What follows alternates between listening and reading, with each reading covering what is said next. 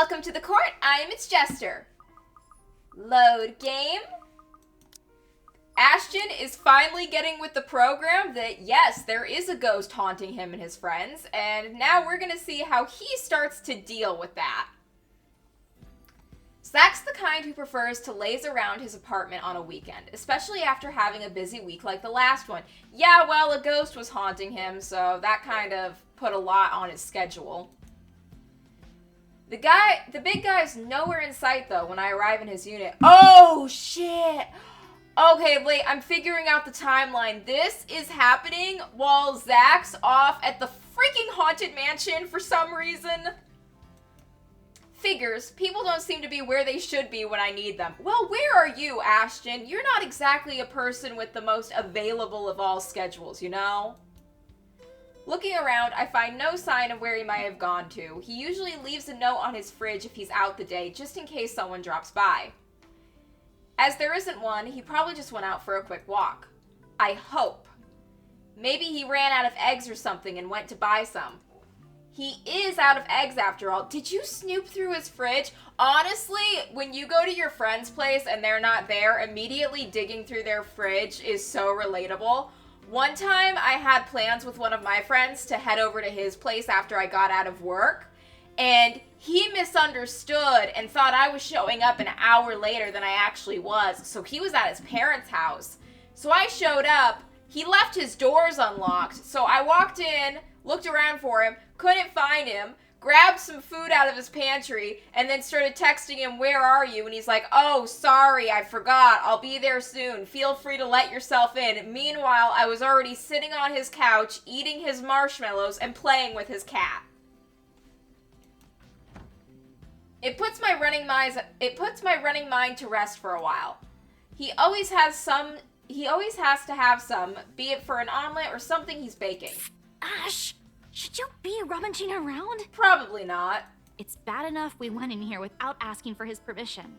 Chill, I'm just looking. Well, last time you were probably just looking and then you ended up eating all of his chips. Yeah, I remember that, Ashton. I was there.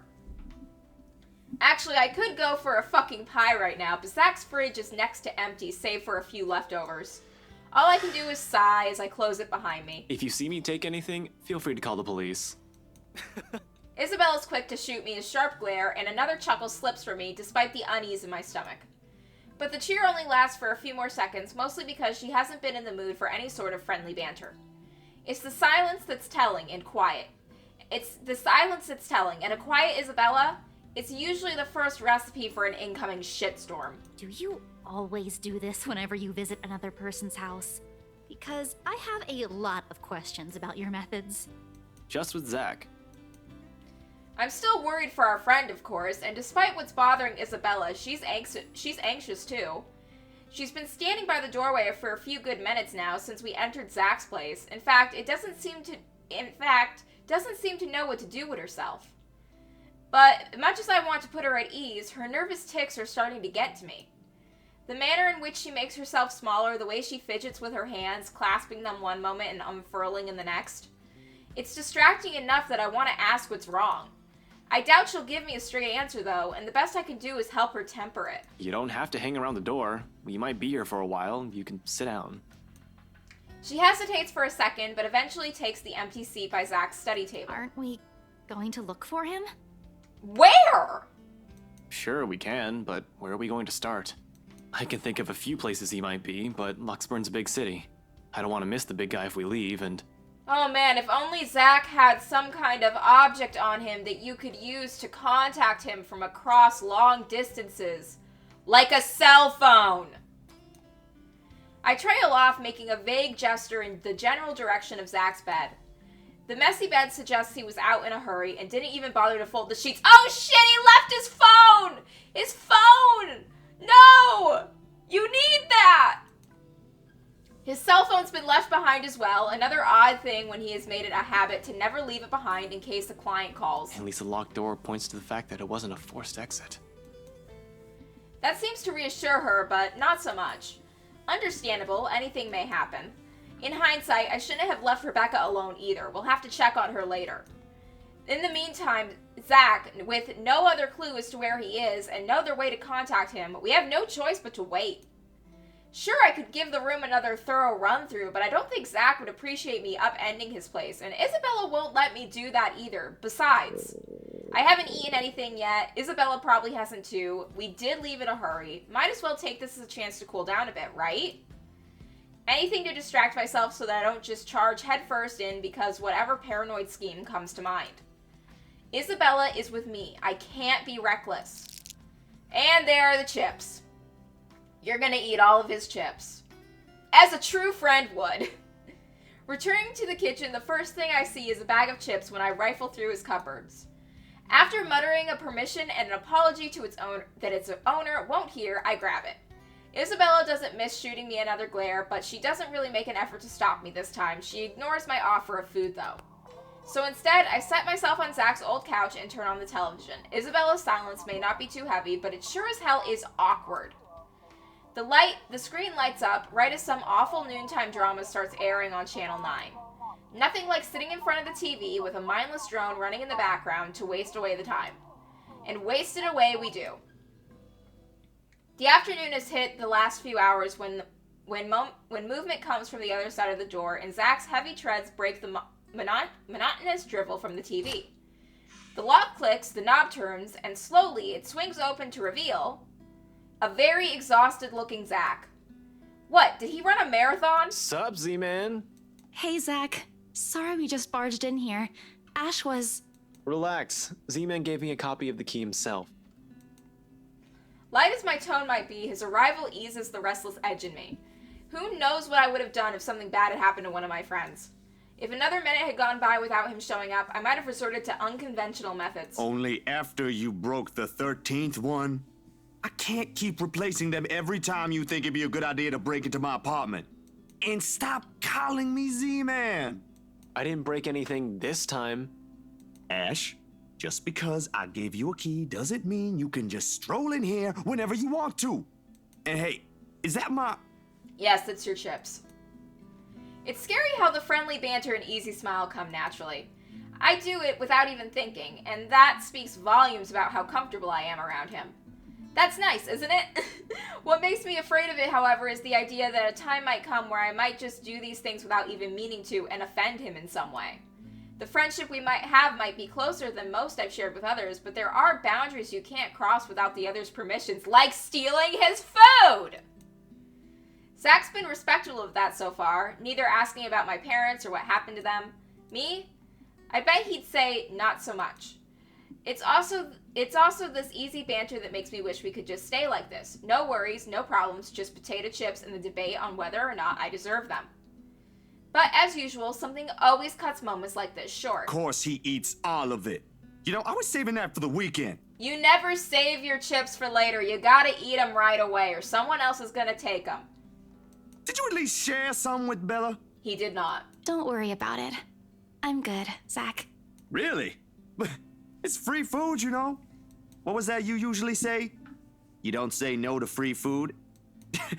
What happened? Ghost haunting you really takes a toll on your appetite. No, I'm just not hungry. Although her tone forces him to do a double take, Zach doesn't push it. The question's all too clear in his eyes when he glances my way, though. I really wish I could answer him. Despite my best efforts, Isabella's been unforthcoming as well. What am I supposed to do? I can't just force her to speak, can I? She's not a criminal to be interrogated. She's a friend, for Pete's sake. It's a good thing Zach has a better handle of the situation than I, and soon enough he changes the subject. Where it leads to isn't necessarily the better topic, however. Aye. But if you want something, just say so. I've got a fully restocked pantry right here at your disposal. Still not a 5-star level thing, but for an empty stomach, it'd do. Just say the word. Thanks, Zach. Maybe next time. Food is not really what we came here for. Ash, he's the one who... She stumbles into one of her uncertain silences again before glancing my way. There's a plea in there for me to take the lead in this, but where do we start? The mansion, the strange things we've been seeing, the letter. Even I am afraid of what he might say. I can't even believe I'm considering taking a deeper look into this whole thing in the first place, but here I am. I should have listened. How is everything with you lately, Zach? Hold on, Ash. Both of you. Did I just hear you say that? Is this why Isabella's here? Has something happened? Calm down, we're just here to check on things. So, did you meet Andrew about the photos? What photographs? Unlike when he brought up the subject of the photos with me, he doesn't hesitate when Isabella asks for it. Zach hastily fishes them out of a nearby drawer and hands it to her. I can almost see it in him the second hindsight kicks in, and the realization that she would have been a better listener than I. Makes sense when all I've been doing until this morning is calling it a Halloween prank. She goes through each of the prints in silence, her shoulders growing stiffer by the second until she has gone rigid and pale. But it's the telling glance they exchange afterwards that speaks volumes of things running inside their minds. What did Andrew say about them? It could be one, but there's no guarantee it's a supernatural thing. It doesn't always happen. So, that's a dead end right there. Now that I think about it, bothering that guy for this feels pretty silly now. But with the dreams lately... That's all? Did he say anything about the damn letter at all? Did you ask him even? As expected, Zach starts to look at me like I've grown a second head. Yeah, I would too if there was ever a universe where I was standing in front of myself. Because even as a child, I never believed in ghost stories. But the Lucky Charms and mystical objects from my mother have often been stored away or given as paltry gifts to those who would appreciate them more. Yeah, that's really everything. The letter kind of slipped my mind. The photos were more important at that time. There was some stuff about the local horror stories, though. Talked about the curses, and he was really fascinated with the story about a wraith asking for a sacrifice to move on. We have to burn the haunted mansion down. That's the only way. Kinda nasty if you ask me. But it does make sense if you simply go along with it. I'm not sure how this will help in the grand scheme of things. Why are you asking about this anyway? Rose's death isn't just a coincidence, Zach. It may have something to do with... I may have... Wait, stop right there for a sec, Bella. I thought you ain't buying this stuff, Ash. Just the other day, you said the exact same thing. Granted, I haven't eliminated every single possibility here yet, but what is there to go off of from there? The worried look that Zach shoots my way doesn't help one bit in me gathering my thoughts either, when that's what I came here for. Somehow, everyone's suddenly so worried about me. It's not like I'm pulling this out of my ass. I still don't, but even Rebecca, out of all people, claims there's something. Whatever this is, someone has got to look into it. Everything about this screams shady. And along with Isabella's warnings, what's occurring around Zach, what's happening around Luxbourne since Isabella found the leather. Have you two seen the news this morning? Zach's puzzled expression is enough answer. Of course he hasn't. Another night, another nightmare. The guy most likely went out as soon as he got out of bed and to shake the images off.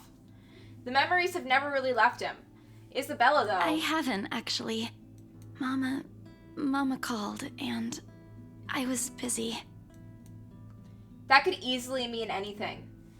Did her kuya, her older brother, end up in jail again? She had to bail him out numerous times in the past, though all it did was piss her off, not sap out every ounce of cheer in her. Or is it the other brother, the younger one, who keeps insisting he'll quit school so she could come home? That was 2 years ago, as far as I know, and she already sorted that one out. It couldn't have been her father, right? With the mansion sales, she earned enough to cover every bill for a while. It should. So what is it then? No problem. It should be in the afternoon news as well. Whatever's bugging her, I doubt it's something for casual discussion, else she would have mentioned it sooner. Tucking my curiosity for later, I take the remote and begin cycling through the channels. A distraction. Not a good one, I admit, but it's definitely better than leaving her to brood. Eventually, I find one doing a recap of this morning's reports. And there it is.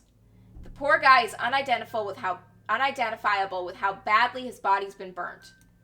Murder via arson? That's a logical explanation if I was the officer looking into it. Except, they couldn't find the source of the fire. The fire didn't even spread. Oh, fuck! If the ghost has fire powers, we may not be able to burn down the mansion. Found dead in the early hours of the morning today. The fire was contained within the room and no other tenants were harmed, according to Luxborn police. They're going to consider it spontaneous human combustion soon enough if they don't find anything else. But what's important for everyone is to note the state of the room. A similar writing was found in another victim's room from last week's incident. Both were employees of Briar Realty Corporation. LBN has reached out to the... Like what happened to Cooper. Hell, I wonder how many other deaths like this I've missed while I've been looking into Wright. The LPD is already thinking it's a serial killer at this point. How long until they consult with the London Metropolitan? I'm not sure. The Anselm Butcher has always been an enigma even to the people within this city. Gone for a few years, then the next, one body after another is found. Merely handling the case has apparently driven the chief inspector insane years ago. He never did find out who committed those murders. Maybe now, this time... This is because of that thing, isn't it? I did this somehow. Isabella, the ghost doing this is not your fault. If you didn't find that letter, someone else would have. Her words all come out like a whisper, but each syllable lingers in the air, heavy with her guilt. In the thick tension of the room, they strike rather harsh than any of the things we've said. However, she also has to understand, that she isn't the only one on this. No one has asked her to take this upon herself. Rebecca won't. Zach won't. I sure as hell won't. It ain't too late. We could still fix this. There's 3 of us here. 4 if you count Rebecca. No, she's staying away from this. I think she's already too involved to stay away. I don't want to involve her in this any more than I already have. Both of you as well. Well, you can't solve the ghost problem on your own. You need friends. Teamwork makes the dream work. I already said it. That's completely out of the question. Stop asking. Encouragements aside, this is a whole fucking mess and we're in it blind. The only way to make it worse is if we start running around like a bunch of headless chickens. But I have a concrete plan now, I think? Maybe Isabella's right. Maybe we should dig deeper into BRC itself. Maybe we are looking at it the wrong way. However, my suspicions are mine for the moment. The details are something Zach doesn't need to know until I have something to show. It's enough that he's aware that I have an idea in mind. For his part, Z-Man doesn't push it, and nothing but a heavy silence leads our departure hours later. Seriously, Zach would probably make a more responsible police officer than me, if he only had the heart to join the force. We could certainly use more kind people like him. Well, yeah, everything's fucked up now, isn't it? You got taken off the case! 'Cause of corruption! The chief of police's wife is fucking your primary suspect! That's bad! But as good as that thought is, I push all of it into the back of my mind as Isabella and I head for my car. Tonight, I can't stay distracted. Except for a few half-hearted attempts to get some kind of reaction from Isabella, the drive to BRC is a quiet, awkward affair. More so, the hour-long wait for nightfall. Even with only 2 of us, the place is rife with tense energy. Only a matter of minutes now. But the ticking seconds don't take away the edge, and for the 5th time, I reach out and fiddle with the radio, adjusting and turning the knobs with no real purpose. It's a nervous quirk I've developed and never bothered to correct during stakeouts, something to keep my mind occupied during long nights. What else is there for me to do? The person I usually count on for casual out-of-the-blue chat refuses my attempts at starting one. Ash, out with it! The way she quickly falters into silence after, in spite of the oh, did I miss something? Ash, out with it! If you have something to say. The way she quickly falters into silence after, in spite of the tone she takes though, it makes me doubt if she really means everything she's telling me right now. She hasn't even glanced my way since we arrived. Having second thoughts? You can still back out if you want. You don't need to be the Batman. You don't need to be the Robin to my Batman if you don't want to be. We're just going to my office. Why should I? Well, a lot of Robins die, and we don't have a Lazarus pit to throw you into. Dunno. You can get in trouble, maybe. This isn't exactly legal. Scope BRC out, see if the real estate company has any more information that may be of help, find things about Cooper and the other agents assigned to the Ermengarde mansion. According to Isabella, it's the last property the victims have worked on. Sure, I could also check the station for full reports. That's the easy, semi-legal way.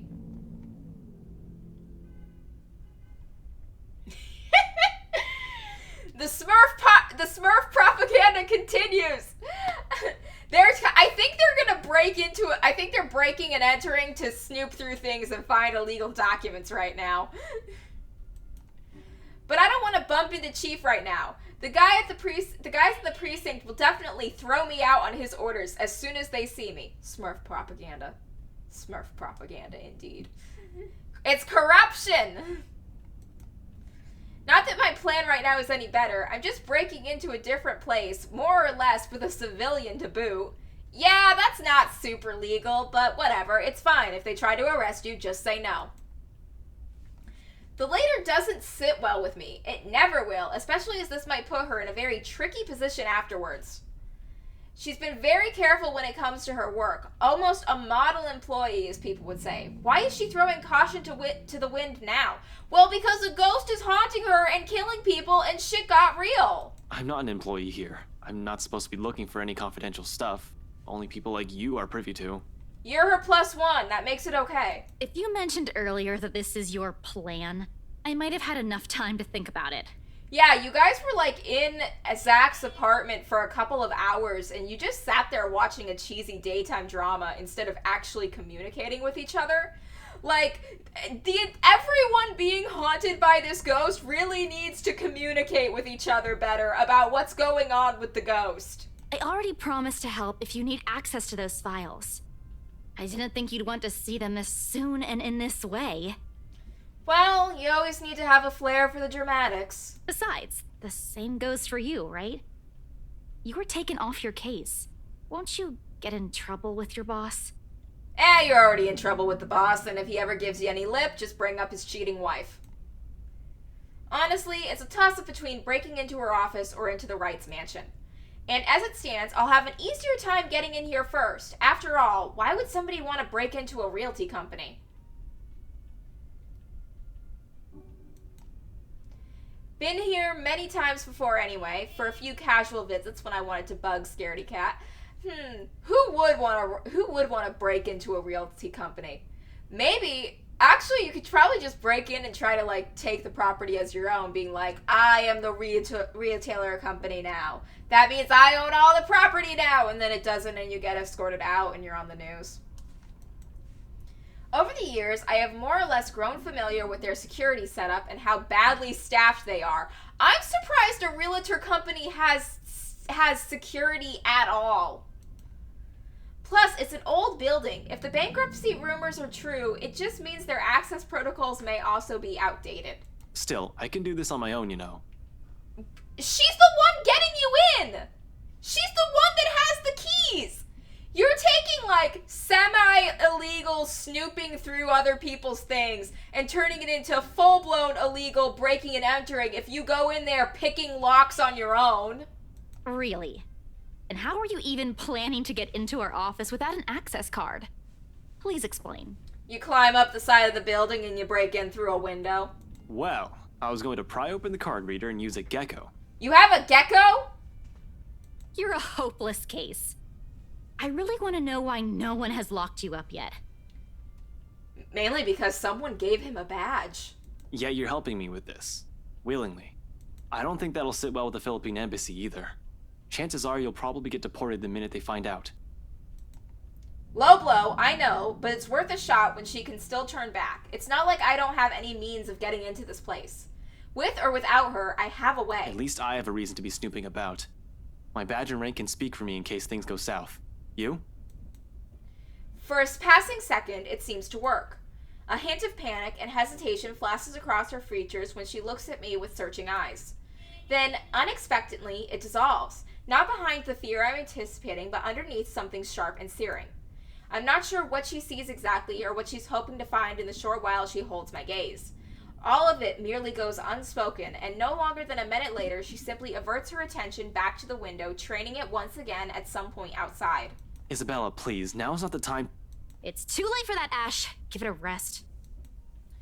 An appeal, spoken with a voice too harsh coming from her. Perhaps unintentional. Perhaps one that's already too exhausted of everything going on lately. It's hard not to concede when she takes on that tone, and soon, despite myself, I sigh. Tucking away every concern I've been lugging around in favor of trusting her on this, according to her, the same confidence she has implicitly given me all this time. All right, okay, if that's what you want. You can be Robin. Actually, scratch that. I'll be Robin. You can be Batman. And don't worry, I didn't mean what I said earlier. I won't let anything happen to you. Worst case scenario, if the police start trying to pin everything on Isabella, you can just lie and say you threatened her into it. I mean, you'd be taking the bigger fall, but you're a self-sacrificing dumbass, so... Her lips briefly turn into a smile, though none of the cheer reaches her eyes. Just get this over with, okay? Everyone should be out of the office by now. Somehow, the uncertainty in her posture makes me wonder if she intended it as some kind of comforting gesture.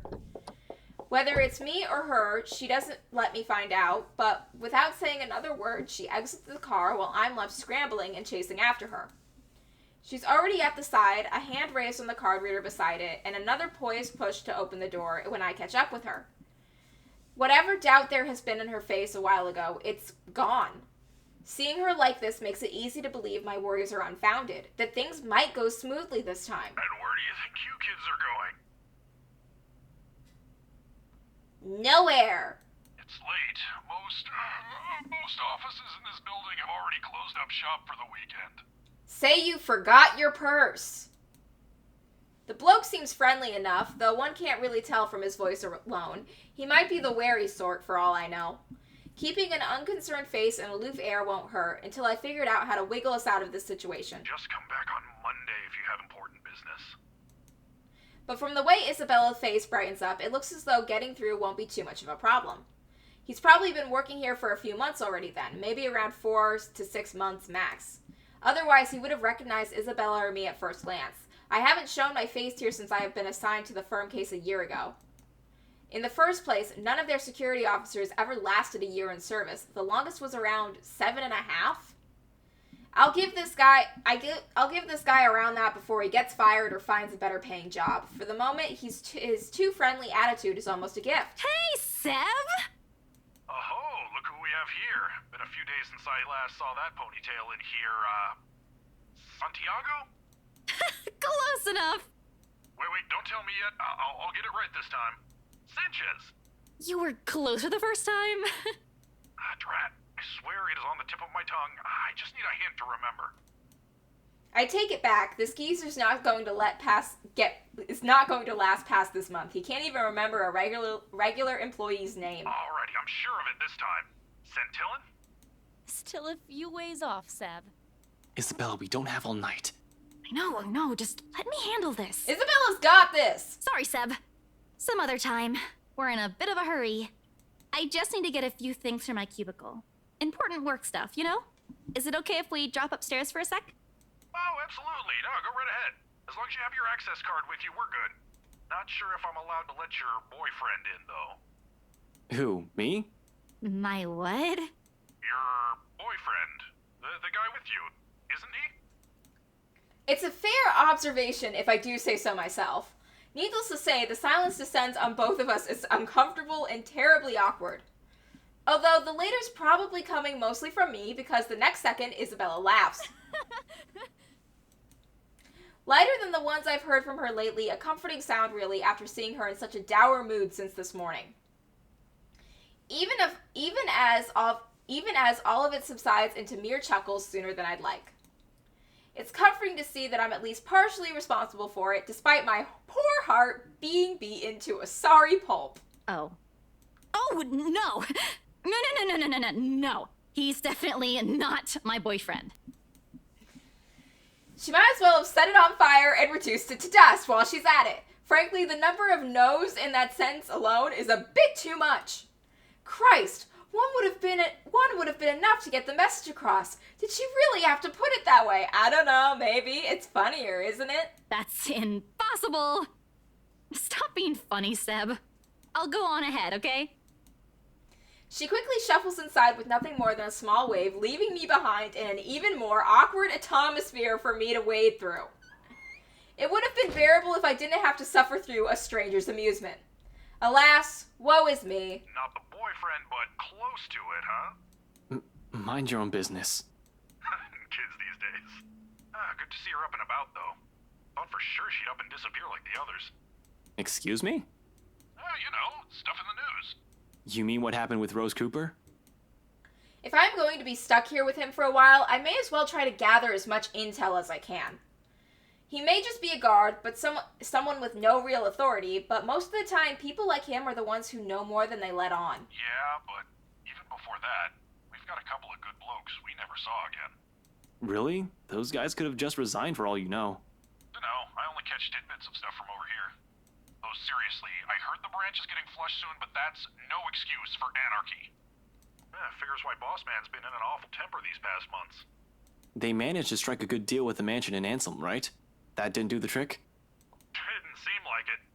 The bloke shouting like no tomorrow again.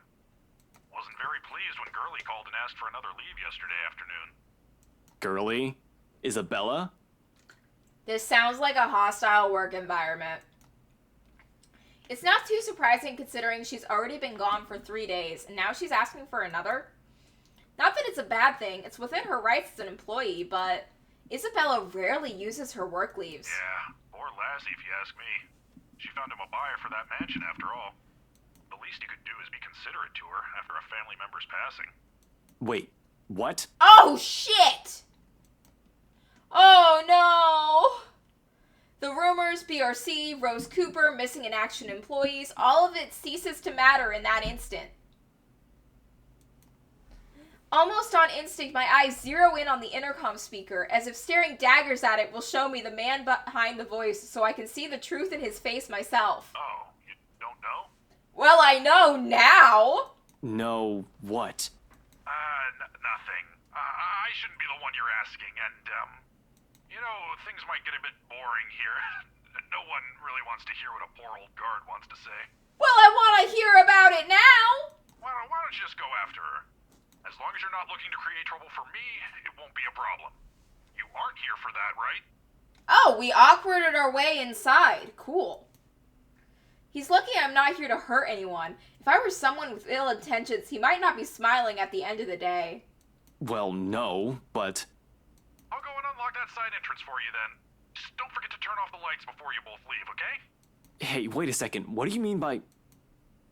He cuts off the connection before I can finish, and the rest of my question dies in my throat. Soon the latch clicks and the door swings open. Yeah, this guy's like, Seb is just sitting there like, oh, I accidentally shared the personal information of a coworker to their friend that I shouldn't have. Whoops! Okay, how do I get out of this situation? I'm just gonna break the rules and let someone inside that I'm not supposed to. Just to get him away. The Seb, a stout man wearing a uniform still too loose for him, waves me over from the gap before he disappears behind his station again. I feel like being a security guard is a really lonely job. Like, cause mainly you have to sit there like just watching what everyone else is doing, and you don't really get much opportunities for chit chat. So there's not a lot of socialization, and it's probably really boring because you can't even like just chill on your phone because you have to be watching what everyone else is doing. I had a friend who used to work security though, and he was like always just like, yeah, it's mainly just a lot of standing around places. Then again, I had a friend who used to work as a bouncer, and shit got wild at times. Like he almost got shot once. Because people are crazy. People, like, flip out after getting kicked out of a club. Like, Jesus. It's just a club. It's not worth it. It's not that important to get inside.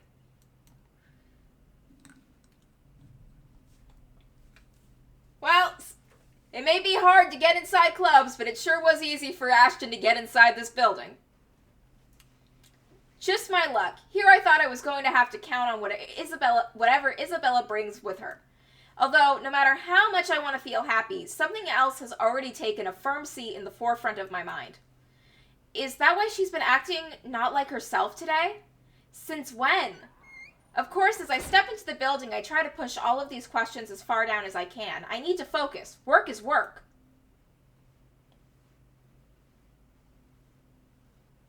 But if what I've heard is exactly what I think it is, it's a sign of things to come.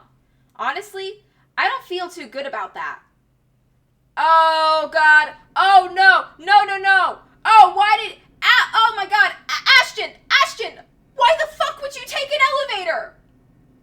Get the fuck out of there! Take the stairs! When you are being haunted by a ghost, you never, under any circumstances, ever get in an elevator! You take the stairs!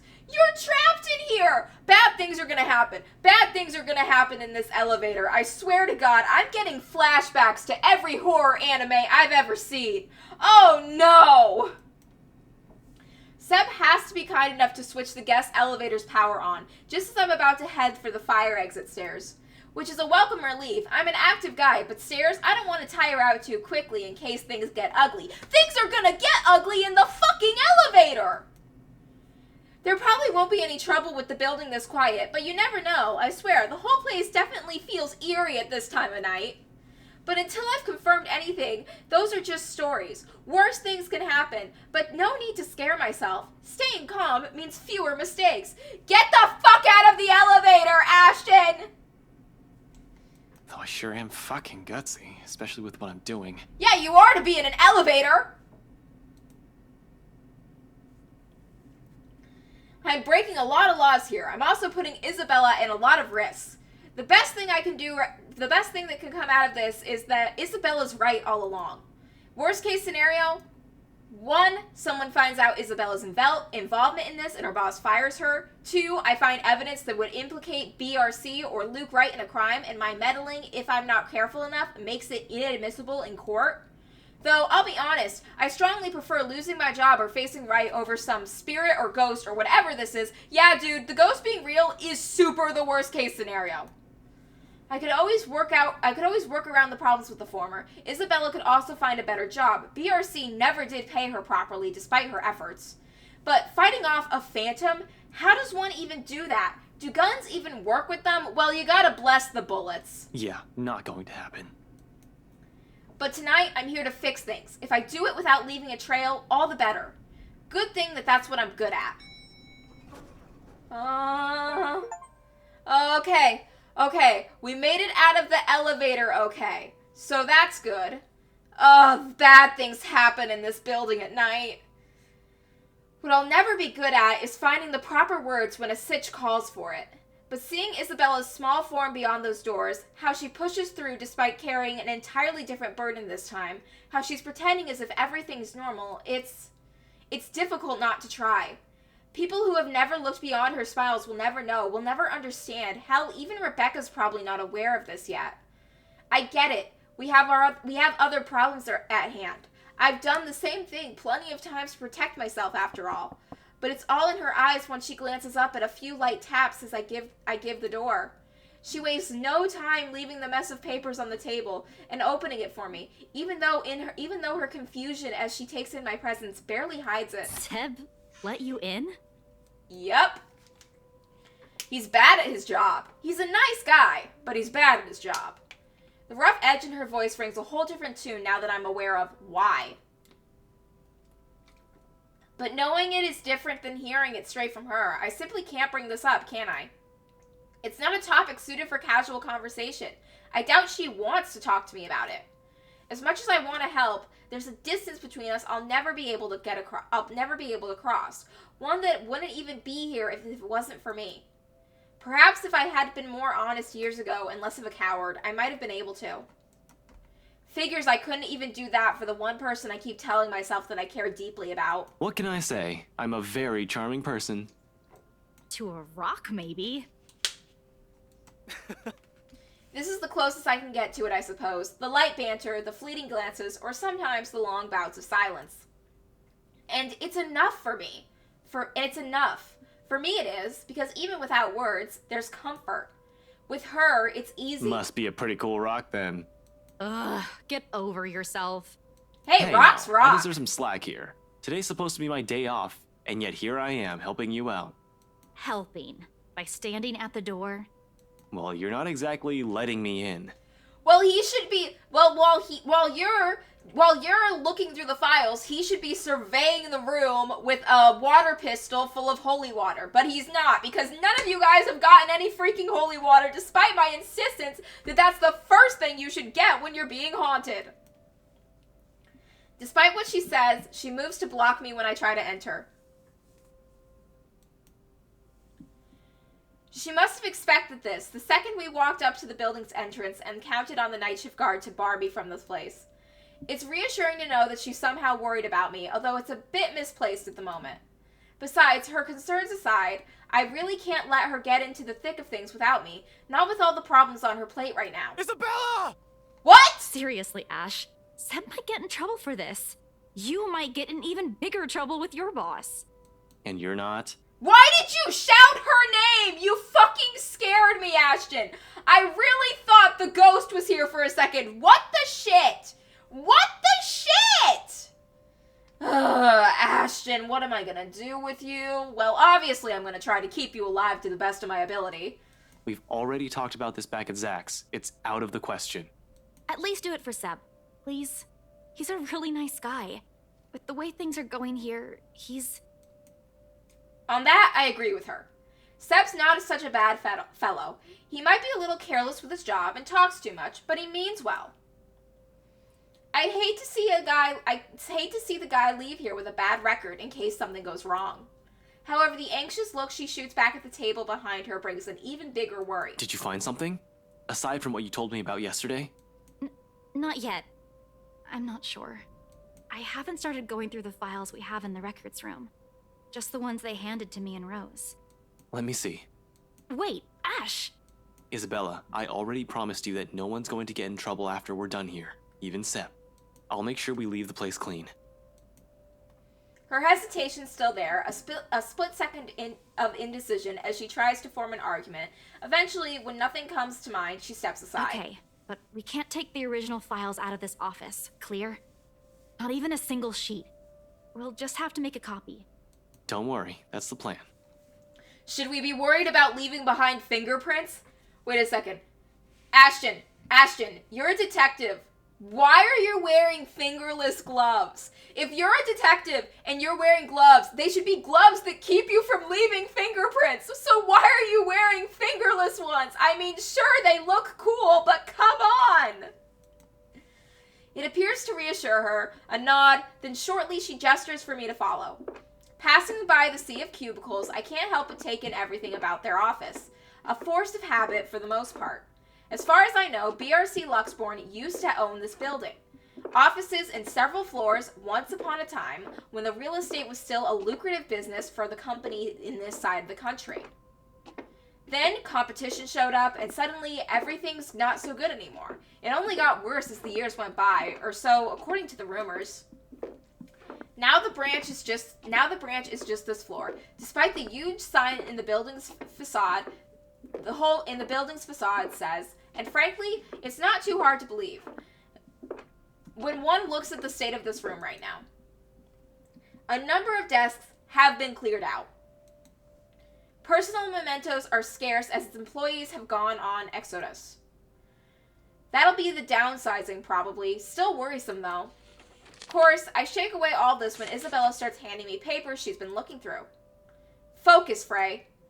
There's no point in whining or dwelling any longer on it. That's why we're here in the first place, to find out what the real deal is in the old-fashioned way.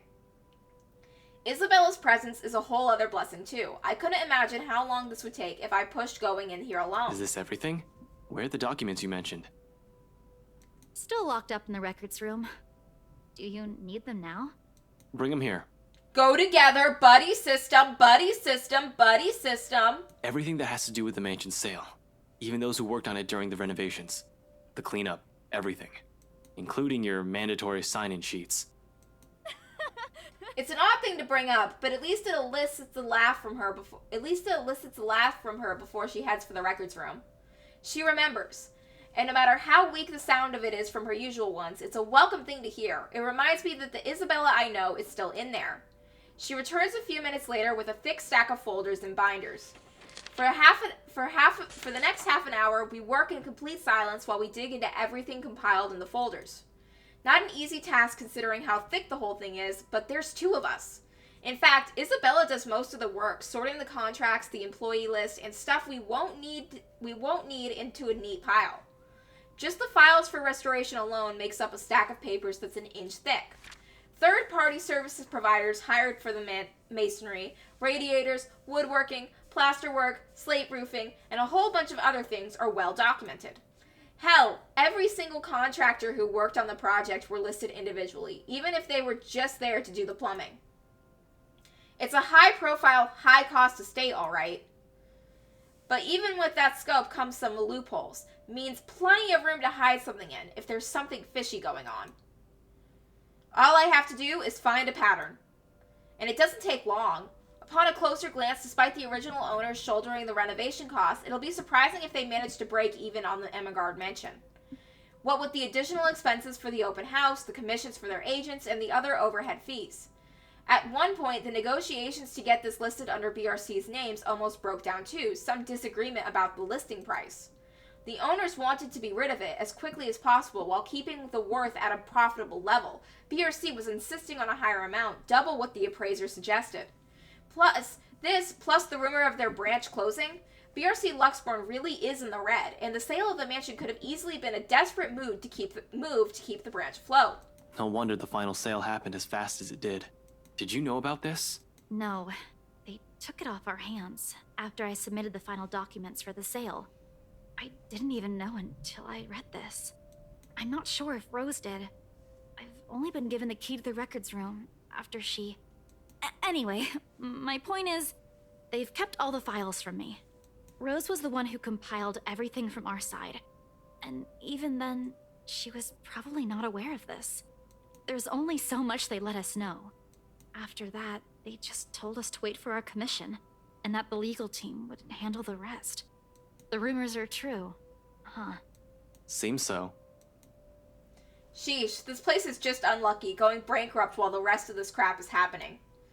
But this isn't what we're looking for. What we need to find is who. The people aside from Isabella and Cooper involved in this business with the mansion, and how they are now. We can't do much with the outside contractors. They won't be on file. The employee list, on the other hand. Even with 2 people working through the pile, the whole task takes quite a while. It's a quarter of an hour later when we finally put down the papers with a sigh and move on to the clients upon Isabella's insistence. For that, the sign-in list from the open house comes in handy. Something gives me a laugh when I spy the fake name I wrote on one of the sheets. Why'd I even pick this name? It sounds so lame. What name? Nothing important. Just focus on those papers you have. We need to finish this soon, before Seb suspects anything. She snatches the paper away before the thought of hiding it occurs to me. Not that there's much secret in it. Isabella found me that afternoon anyway, but still. Ash? Lee? I've been careless that day, tailing Luke Wright without confirming where they were headed off to. And while the butler's terribly efficient in keeping the Wrights' engagements from the public eye, there are other ways if only I've given the time of day. In retrospect, I've been too eager, too impatient to find something that'll crack the case and be done with it. Maybe my failure goes far back as the day of the open house, not during the party last night. Yeah, well, I was pressed for time.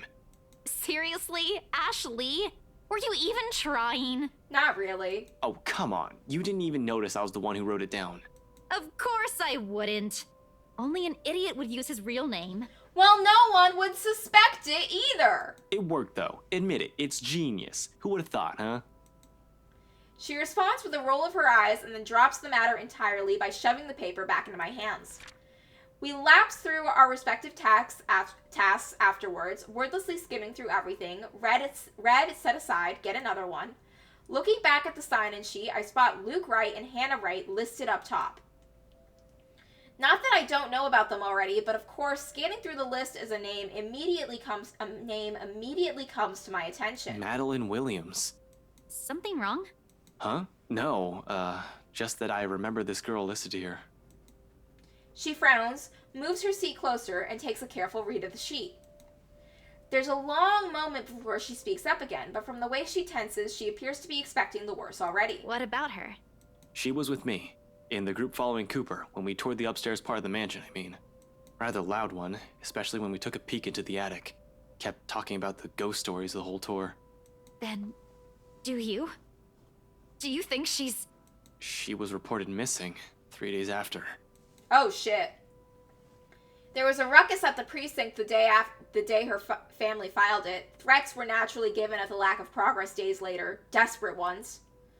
Her family's willing to shell out all the cash they have just to find her, to no avail, unfortunately. Officer Benjamin has been in a bad mood ever since when he spoke with them, but what can he do? What can we do? He's tied. We're all tied. There's only so much we're able to do, even with everything that has been shoved into our hands recently. She still hasn't been found. It's already been a week. Isabella makes no further comment aside from a nod. Instead, she sits back in her chair with a distant look in her eyes, her hands balling into a fist as she struggles with her frustration? Or maybe it's anger.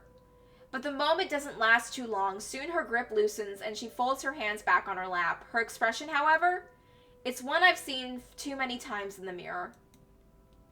What does one say to a person burdened not by loss but by many? Who carries it in her shoulders like a badge of shame? I've yet to find the answer myself. Until then, the only way is forward. Press on to see where our attempts at fixing this mistakes might lead us. And despite my own doubts, a glimpse of that look on her face is enough reason for me. I can't just give up. There's too much at stake, too much to lose. With a renewed focus, I continue. On the third and last sheet, I spot another one. Beatrice Wild, one I recall from the newspaper obituaries. Died of a heart attack. A letter of correspondence expressing the condolences to her family confirms as much in her files. Passed away at age 74 in her sleep. She's at that age. It certainly could have been a natural death. Right? I'd like to believe so. But 3 more letters turn up when I rummage through the stack, and it leaves nothing more than a foreboding feeling in me. They're all addressed to the families of clients who have passed away the past week. Regardless, these go into a pile of things worth looking into after our visit here, along with the Williams info sheet. There are just so many names, so many faces, each one I've seen that day, and here I am wondering if they're all alright. It isn't a selfless thought that brings the question to mind. Rather, it's the logic that if there are more of them still alive, the more people I can choose to question. Nothing's concrete yet, of course. These are just speculations, and we're making progress. Once done with the sign-in sheets, I stash it along with the growing pile to my left and pull out many of my other documents Isabella has already prepared for me. We're working through the employees list now, those who have been assigned to the mansion. Because if Isabella was to be believed, if what she's seen and what's happened to Rose Cooper because of that letter, I need to know everyone who has possibly read it aside from the 3 of us. If they've been noticing strange things too. For all I know, these may have just been a terrible coincidence. Although, the thought of that starts to diminish as we dig through BRC's company files. 15 minutes later, the stack close to my elbow has risen from 5 to 21 different dossiers. Client and employee documentation, people who would have either visited the open house or worked on the property in some capacity since the letter's discovery. Turns out there were 2 more employees who handled the mansion directly aside from Cooper and Isabella. Christian Sy, this realtor specialist, and Mark Julius Jean-Marie, the estate appraiser. This C guy, he was in custody just the other day. What? Really? Sir John has been looking for him. He stopped reporting to work a few weeks ago. What the fuck was he in custody for? Are you sure it's the same person? Yep, this is him. Folks at the precinct said they went to his house after a noise complaint. They found him just acting all crazy. Had to take him in when he started getting violent. He kept screaming about a woman. Oh, shit. He was so freaked out after seeing the ghost that he tried to punch a cop. Immediately, she stiffens. I don't want to bring it up or imply a connection to Isabella's story, but that is exactly what happened. It was driving the guards mad, but he didn't last too long in there. A few hours in, and he just started bashing his own head against the wall, and Oh, shit. It was messy, to say the least. Oh, no. We had no idea. Is he okay? HR just marked him as AWOL because none of their calls would get through. Your HR department sucks. Well, then again, what HR department doesn't suck? He's in the hospital right now. I heard they're putting him into a psychiatric ward as soon as he recovers. He's still a bit unstable. Yeah, no shit. Jean-Marie, on the other hand, his employee file notes his date of leaving and even when his final payment had been given. Along with it, there's a letter to his family about the appraiser being found dead in the office. Communication is hush-hush, and there's a mention of compensation if they don't talk about it to the media. Inspector Abigail has often scolded me for not reading reports on a regular basis, but I try to keep up to date as much as I can. When I do, I make sure I'm aware of the gist of what's going on in my city. This never reached the police's ears or the health and safety executive. Do you know about this guy? One glance at her says everything. They've hidden it from the media, they've kept it from the police. It's not surprising this will also be a secret from someone of Isabella's position in the company. Fuck. Rose was looking for him. Last week. We haven't heard anything from him either. Until now. They never mentioned this to us. Oh, shit. Business going under and someone dies while working here, of course they want to keep that quiet. It's bad publicity. This whole thing is just getting freakier by the minute. Nevertheless, I hand the files for Isabella to make a copy of. The pages with their names, addresses, and contact numbers will do. We'll start with the ones who live within the city. Sometimes there are things you really just can't brush off as a mere coincidence. In my line of work, once a pattern pops up, it's only right to be suspicious. Especially the thing with C. It hits too close to it hits too close to the stuff my own friends have been telling me. All of this?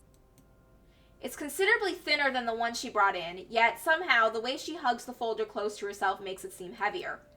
Like she's hanging on to it in the same manner one will latch onto a lifeline. Only the noteworthy ones.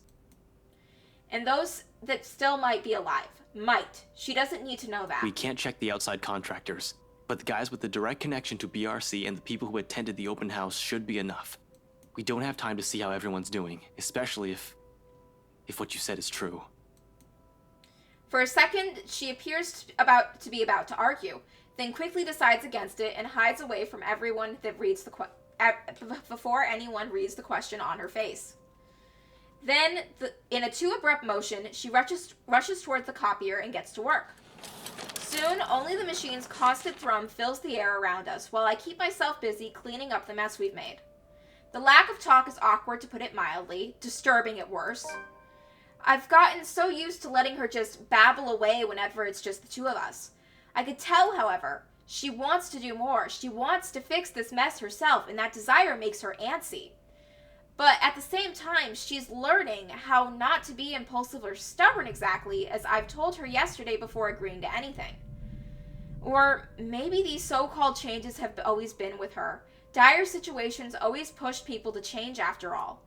Although seeing this happen in front of me only makes it difficult to find the proper thing to say. In an atomosphere this tense in charge, what's left to talk about? Certainly not the news.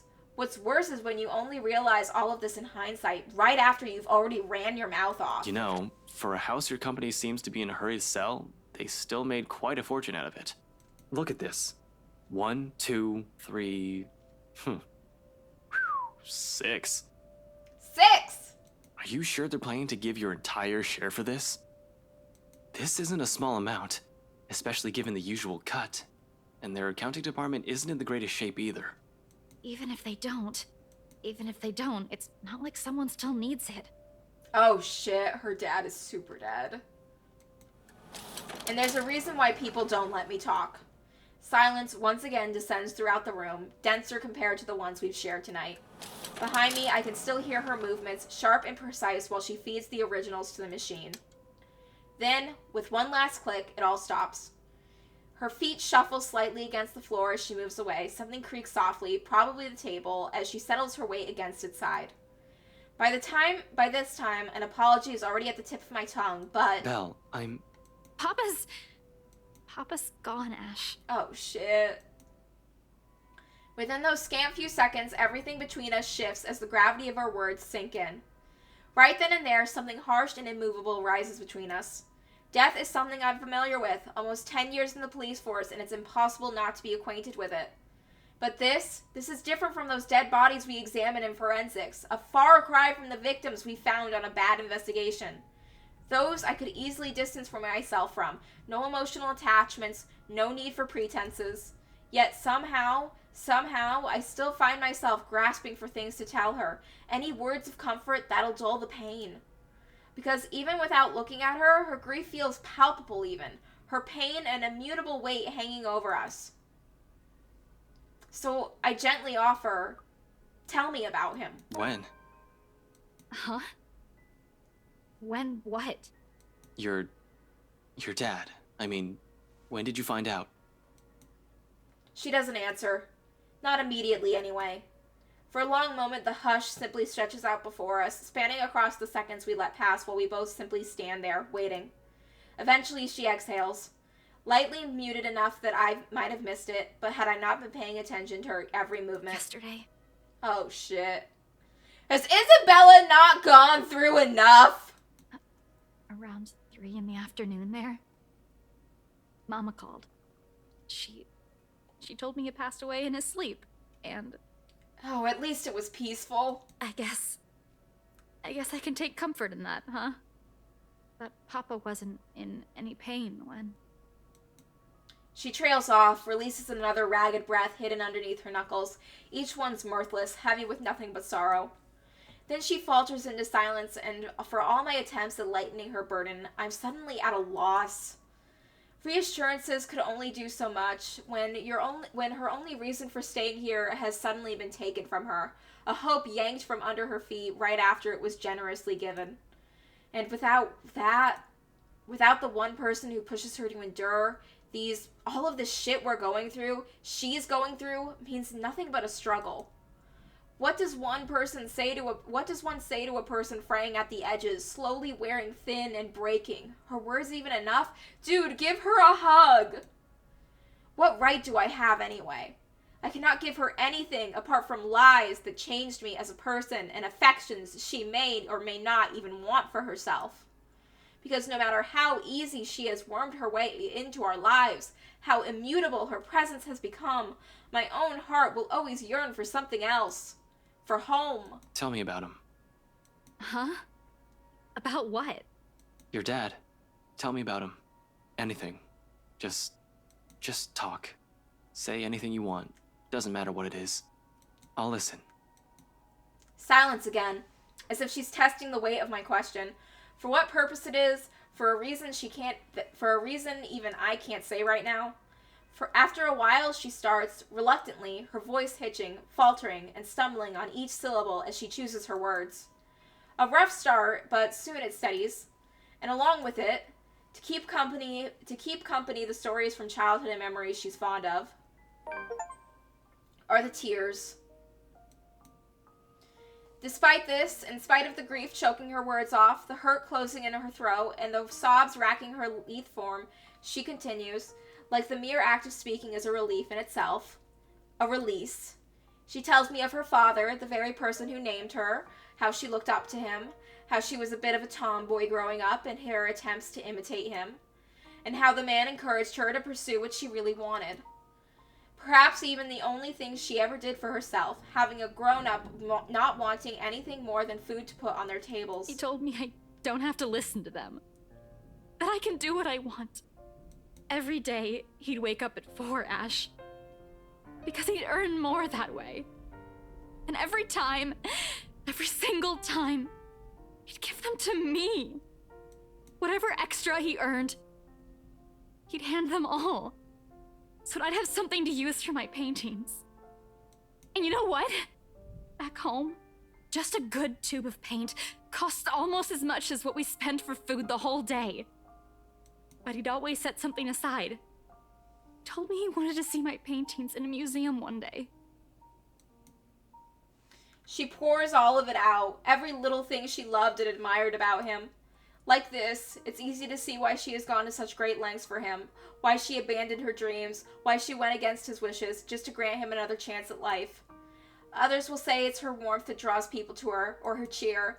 Neither are wrong, but neither is the whole truth to her either. Because those who have never bothered to look beyond the surface will never see it, see her. See someone earnest, someone who has always meant well, despite her underlying stubbornness. This is how she loves. Warm, steadfast, unflinching. You never meet many people like her, not in my line of work, not with the kind of people I've had to deal with. Always with something to hide, always with something to lie about. Eventually, when you run across too many of them, you change, you become like them. In many ways, for a lot of reasons, she's the kind of person I want to be and be around with. Who made me feel like I am still worth something. He didn't want me to leave. Said, begged, that I should finish my studies first. In the end, I couldn't even grant him that one request. Oh my god. I'm a terrible daughter. No, you aren't. You're a good person, Isabella. You're not. Huh? You're not. I can't speak for your dad. I haven't even met the man. But I know you're not. I'm not entirely sure where I'm going with this. The remark just came out. Now I'm stringing all of these together as I go. But one thing's for certain. None of what I'm about to say is a lie. The Isabella I know is a total klutz, but I've never seen anyone work as hard as she does. She's the type who wears her heart on her sleeve. Though it's not necessarily a bad thing. It's always in the right place. She's intimidated by a lot of stuff, but she knows how to appreciate the smallest things in life. Frankly, you've caused us no small amount of trouble since you barged into our lives. But when I'm with you, all of my worries seem trivial. Oh god, I am officially on the shipping Ashton and Isabella train. I'm sorry, Becca.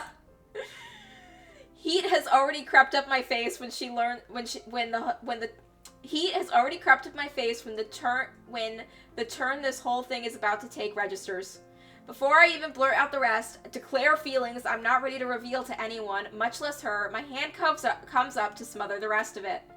Though embarrassment quickly takes the reins before I can completely clamp my mouth shut. And I'm pretty sure Zach and Becca think the same way. You have a nasty way of growing on people like that, and you know what? We got everything we needed in here. I'll just wipe the security recordings and we're good to go. While I'm at it, you better wipe the snot off your face. And you don't look very nice when you're bawling like that. Oh my god, Ash!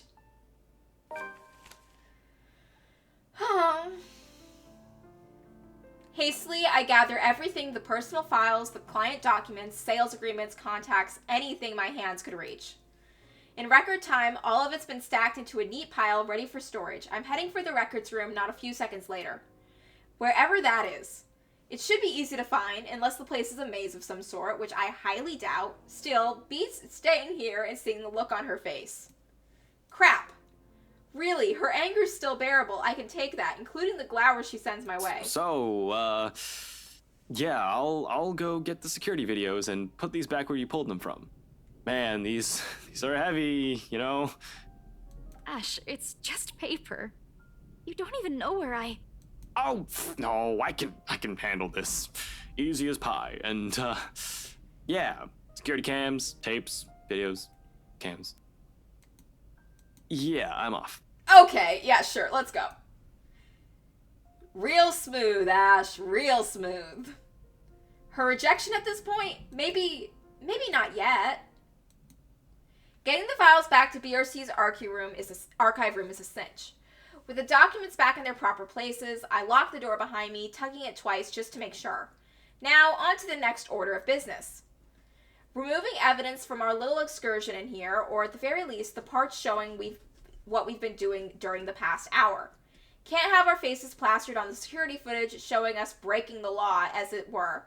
I'm gonna have to wipe the data for Isabella's access card entries too. Surprisingly, finding the security room proves a breeze. What's tricky is getting inside. Time to bring out the gecko! The fact that no one has walked out during the whole time we've been here means the room is either empty or their security's sound asleep. I'm banking more on the former. If they're cutting corners and firing agents, I have no doubts that they fired the guy stationed here, if they have anyone watching the monitors in the first place. It's a rather common thing for establishments. Just leave the security recording indefinitely and only check the footage if something actually happens. Just to check, I press my ear against the door, listening to a sigh of anyone occupying the room. And after a long minute of nothing, I give the knob a few rattles. Standard lock and key. Should be easy enough to pick. We have the lockpick set aside but those are only to be used when necessary and with a search warrant. Even then, it's a skill set rarely needed. Subtlety isn't on a cop's priority if they have the authority to search the premises. Bolt cutters and brute force are favored methods. If those fail, we call a locksmith. Me, I prefer the good old hairpin trick when those options aren't available. Besides, they're easy to hide and store for emergencies. Running my hands through my hair, I pull out a pair of bobby pins. 2 of these, and I can just about open any standard lock. One makes a lever, and the other makes a handle. I won't call it a complex skill, but it certainly takes time and a lot of practice to successfully pick a lock. Good thing I've practiced with them for a bit in my college years before I needed to learn more when they're accessible and the standard issue for law enforcement officer. A wiggle here and a click there, and I managed to seize all the pins in the locking mechanism soon enough. With a slight turn of the knob, the security room's ripe for the picking. This is gonna get real haunted real quick, isn't it? The room's odor hits me first. A sharp, nauseating stench, as if someone has accidentally spilled a gallon of bleach in the room. When was the last time they opened this place? Ugh, this place smells awful. Jesus, it's worse than the forensics lab on a bad day. This is probably because of a badly botched effort to clean up the place. Even in the dark, I can spy the dark stains on the wall. I really don't have time to try and play is this ketchup or soda right now, but I have this strange gut feeling that who this mess might belong to. As expected, no security personnel means the office's CCTV controls and the standalone DRV setup is open for anyone. Normally, I'd have a heap of things to say about this sloppy security setup, but right now, their negligence makes the whole task of erasing evidence easier. No fuss, no muss. The next one should be the access card. Hopefully, getting into their computer won't be too much of a hassle. Everything up to now has been smooth sailing, and there have been no hiccups. I'll give it that, though it does nothing to dampen the good mood I'm in. Once I shift my attention to the machine sitting next to the DRV set up, all of that swiftly evaporates. I'm no computer buff, but I can definitely recognize one more than a decade old simply by looking at it makes me feel younger. With a heavy sigh, I power it up and mentally prepare myself for a slow slug. Slow, apparently, remains an understatement here. It takes a whole 3 minutes for the things to start up. The OS hasn't even started loading, and in the boredom, I start inspecting the live feeds from the cameras. Only 2 work. One for the view outside, and everything seems in order there, and for the other one is the main one where it's a fleeting glimpse, a cursory glance, but the sight of it stops me. The image is a bit blurry, but standing right there in the middle of the room by one of the cubbies, I can make out the form of a... What the hell is... Oh no! Fuck, you gotta get out there, Ashton. I don't even get too far into that line of thought. No few seconds after my words have slipped without any warning while I'm still trying to make sense of what it is. The figure moves. Oh no! A movement of paralysis hits me as she stops right in front of the camera. Like a damn rookie, I go still in the face of danger. I definitely haven't been trained to handle the supernatural, and this is one, isn't it? And... oh, fuck. Her eyes bore into me. The malice in them, piercing, even beyond the screen. It's enough to make me go numb. Only a mug crashing to the floor when my hand accidentally takes a swipe at it snaps me out of the trance, reminding me that I'm not the only one here. Isabella! It seems she hasn't noticed anything. Am I the only one seeing this? And in any case, whatever is happening, I have to get her out. Gathering my wits, I quickly reach for my phone. It takes all of 2 seconds before she answers, but there's no time for relief. Ashton? Did you really have to call? We're practically on the same floor. Get out of there. What? Why are you... Out. Get out. I'll meet you in the elevator. Just Fuck the elevator! Take the stairs! You're creeping me out, Ash. get yourself out of that place, now! Without a second thought, I back away from the controls, from the room, ready to be done with this place. But before my foot even moves, she disappears. Son of a... Oh, fucking Christ! Why? Oh, you are not original! You are not an original spooky ghost! You know what you are? You're a basic fucking bitch! You're copying the girl from The Ring! You're not special! You're not special! Instinct instantly takes over, and my hand quickly reaches for the gun at my side. Shoot the ghost! Do it! Only to be empty air. A mistake that cost me a few precious seconds, while the paperwork I brought with me threatens to scatter everywhere at the same time. Gathering everything and myself once more, with no weapon to protect myself, my sense of self-preservation kicks in the next as I lunge toward the door. We gotta run, baby! We gotta run! I sprint across the office without daring to look back. Isabella's already waiting in the front of the elevators by the time I make it out of their office. Worry creases her eyebrows upon glancing at me, but I don't have time to answer the question in her eyes. As soon as I reach her, I grab her arm and practically throw the two of us into the open elevator and slam the button for the ground door. Why the fuck are you going in the elevator? Take the stairs! Oh! You think this is over? You're in an elevator! You're in a fucking elevator! Oh, God. A sigh of relief escapes from me when the elevator starts its descent. The clicking noise fades off into the distance. Beside me, Isabella shifts, moving the stack of papers under her arm while she takes my appearance. Concerns in her eyes, though all I offer her is a small gesture of my hand while I attempt to compose myself. Breathe. In. Out. Why are we in such a hurry? We need to get out of this place. Did you get everything? Yeah, it's all here. But really, you don't look too good. What's wrong, Ash? I'll be fine. Just... Oh, no. You're not gonna be fine. You're in a fucking elevator. I was in the security room. There's... From the monitors, there was a fucking... The rest of what I'm about to say dies on my side when the elevator stops and opens too. There's a moment's pause when we both take in our surroundings. Confusion's understandable there. Oh, come on! They should just replace this whole thing. No, I'm quite sure I pressed for the ground floor. I told you to take the fucking stairs. I told you to take the stairs. But no, you wanted to take the elevator and now you're gonna fucking die. Right? But it's just as Isabella said. The elevators always have problems when I visited in the past.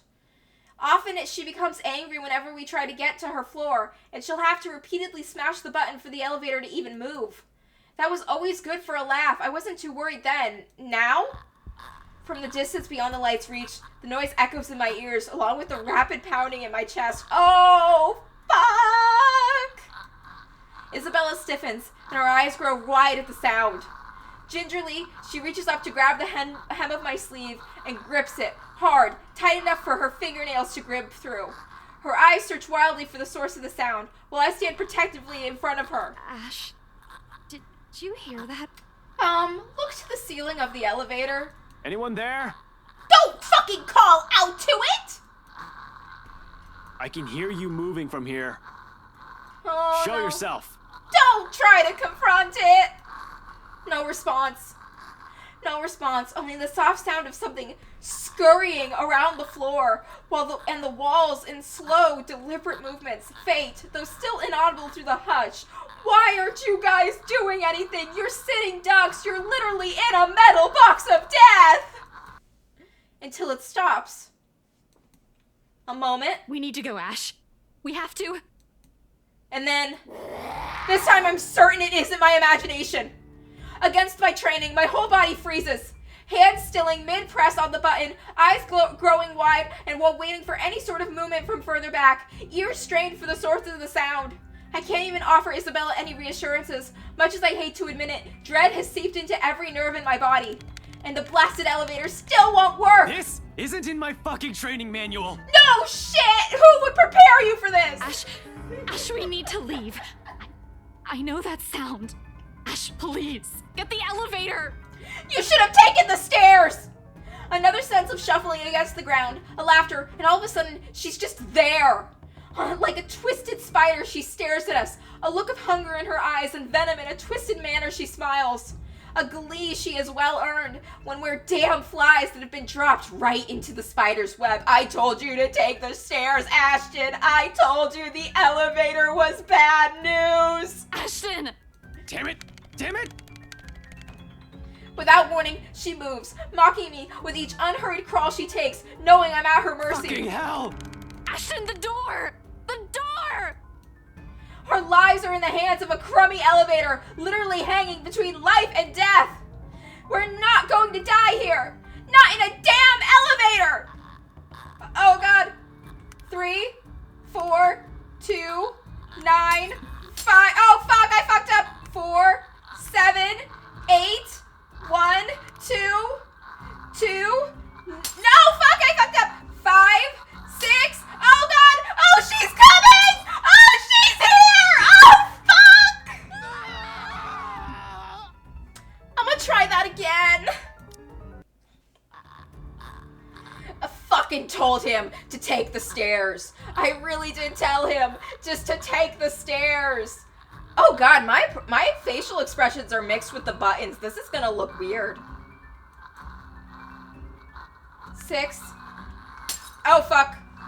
5, 8, 2, 9, 7, 5, 1, 9, 4, 6, 6, 4, 2, 7, 5, 3. Oh no, no, no, no, no, no!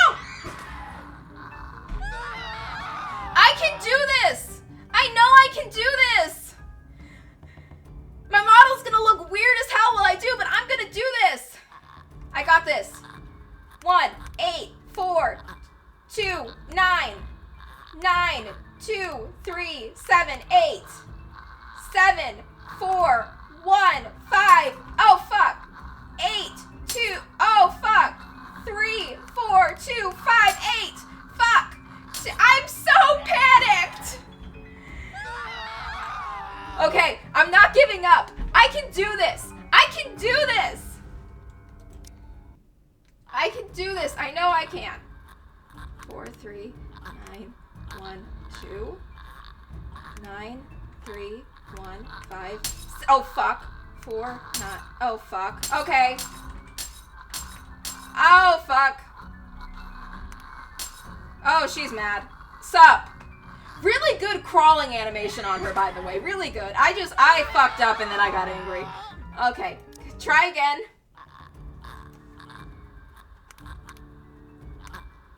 4, 6, 3, 8, 2, 5, 1, 1, 2, 4, 8, 6, 4, 5, 8. Oh no. 7. Oh no. Sup?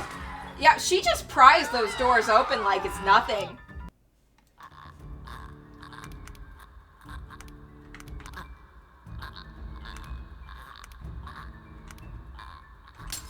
Fuck.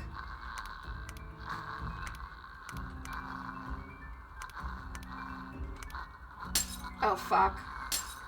Okay, I'm gonna just press tab and we're gonna skip this. Because I'm not doing it anymore. Okay, yep, as if a divine power, like me, like someone pressing the tab button to skip the difficult mini games she couldn't beat. As if a divine power has heard me swearing up a storm in my head, the doors close just as that thing looms near. And soon, the elevator of the blasted thing is headed up. Isabella's knees buckle in relief, 2 ticks and she's hugging herself without any care for the mess of papers and the folders she has dropped on the floor in her panic. She draws in one ragged breath after another, each brimming with nothing but relief. And this is the most I've been tired in my whole damn life. Not during training, when my superior asked me to drop 100, not after stakeout, but after smashing a fucking elevator button repeatedly. Hey, that QuickTime event was hard. I had to skip it. Look, it was tough. I'm bad with numbers. I slumped to the ground beside her, worn out, but I don't let myself feel relief again, not until we're out of here. Isabella seems to have the same mind, be of the same mind as she looks at me. Still, I find myself sharing a shaky laugh with her. We're okay. We're fine. Right? Well, I mean, you're still in a fucking elevator. Yeah, we're good. Alive. Fuck, we should have taken the goddamn stairs. I told you! I fucking told you! What did I tell you? I said take the stairs, because bad things happen in elevators in horror movies. Twice I've seen it. Thrice if I include the party. Unless I'm tripping balls without realizing it, there's no doubt in my mind that this is actually happening. I don't want to believe it. But with the truth staring at me in the face, it'd be stupid to deny the reality of the matter. Okay, I'm going to take a quick break, and then I'll be right back.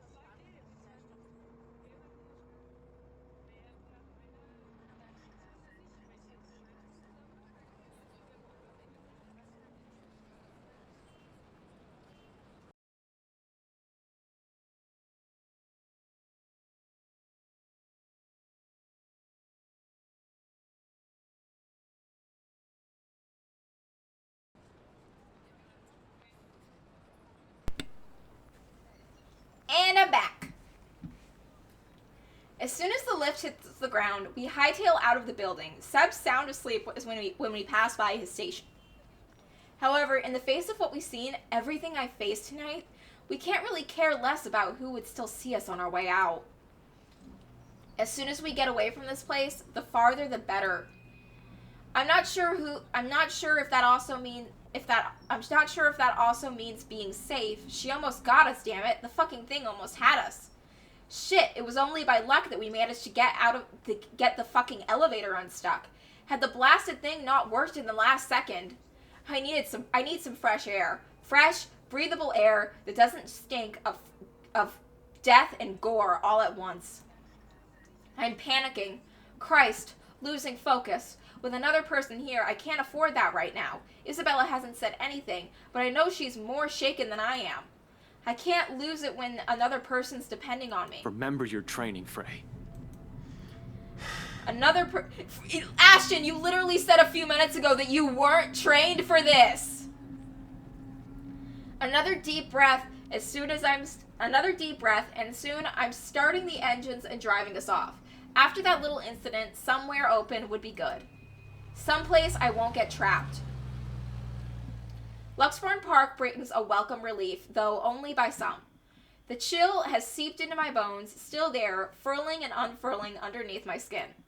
If I don't move, if I don't busy myself with anything, soon my brain will go haywire, and it's the last thing I want to happen when there are plenty of things to do. But this already answers all of it, doesn't it? Those deaths? Just how many copies of the letter are out there? Isabella can't have the only one if other people are also getting cursed. Could it be that the one she has shown us was just 1 out of 5? Maybe even more? That the whole pass this to 5 people business is ridiculous, but at this point, it's still it. Is it still? All in all, we found 21 people who might have read the letter. 7 of them deceased, 8 if we count Cooper. And that's only with what we can find right now. We have no idea how the contractors and specialists hired from outside the company are doing if we are in any way affected. How many more people are suffering? How many are missing? How many are dead? Can I still even blame the Wrights for this? If anything, they might be in danger as well. I don't think I can wish a curse upon anyone, no matter how big of a douchebag Lou Wright is. You know, the really interesting thing is that every character in this game starts off the story thinking they're in a different genre than the one they're actually in. Like, Isabella seems to be, like, having a very career-focused storyline, and then it's like, nope, you're in a horror game. And Hana's in, like, a story, like, where she's is, like, in a romance novel. Like, Rebecca thinks she's in, like, a romance novel, too. Ashton thinks he's in a hard-boiled detective storybook. And really, they're all in a horror. It's like they all start off thinking, like, no one in a horror movie thinks that's the genre they're in. That's why none of them make the best choices they should. Everyone else thinks they're in, like, some coming-of-age story or a rom-com, and then all of a sudden there's a ghost. There's also that woman. How do we get out of this mess? How do we get away from her? Still so many things we need to look into, yet all my body wants to do is pace, burn out whatever excess energy there is in me. Ashton, I'm getting dizzy. Will you sit down? It's the first time Isabella has said anything. She's been sitting quietly since we dropped here. Better and less distracting than watching her nervous habits, I suppose. She certainly seems calm now. Too calm, in fact, for someone who has just seen something terrible. She's seen the ghost before. But it's been more than a week for her already. People do get desensitized to things at some point. Even someone like Isabella, who knows what's going on inside her head, though. Inside mine, there are too many, and none of them would sit still. I'm not going crazy, am I? I saw that. I'm pretty sure I saw that. I didn't inhale anything weird. Just shit. Shit. Yep. Isabella, please tell me that wasn't... What I'm not expecting when I turn to her is mirth. One that she could barely contain. You're laughing. Why are you laughing? I'm not quite sure what she sees in my face, but in the next second, a laugh suddenly bursts out from her. I'm so sorry. It's just that you should have seen the look on your face back there. Yes, right. Sure. I'm not the one who's panicked. You almost ripped my arm off. Yeah, but... Isabella, this isn't funny. We could have ended up dead. It's a little funny. I know. I'm really sorry. But this is just too precious to miss. You really lost your shit for a moment there. You're trying to get back at me, aren't you? Well, you're the one always calling your scaredy cat. Well, I'm not the one who kept calling someone scaredy cat for years. How does it feel? I'm not scared. You are absolutely terrified. Really? Because it doesn't seem that way to me. I'm not, all right? I just don't know what to do right now. It's fine, we just gotta get some holy water. Immediately after the moment passes is replaced by another tense silence. Look, all you gotta do is call Zach, call Rebecca, all three of you have to sit down together, talk about what you've figured out, and game plan this. Laughter dies in her lips as everything sinks in. We're in deep shit, and it finally caught up and hit us like a ton of bricks. Hit me more than anyone. Because she has been warning us of this since day one, and I'm the first person who brushed it off. Despite that, she still reaches out to me, tugging at my sleeve almost desperately.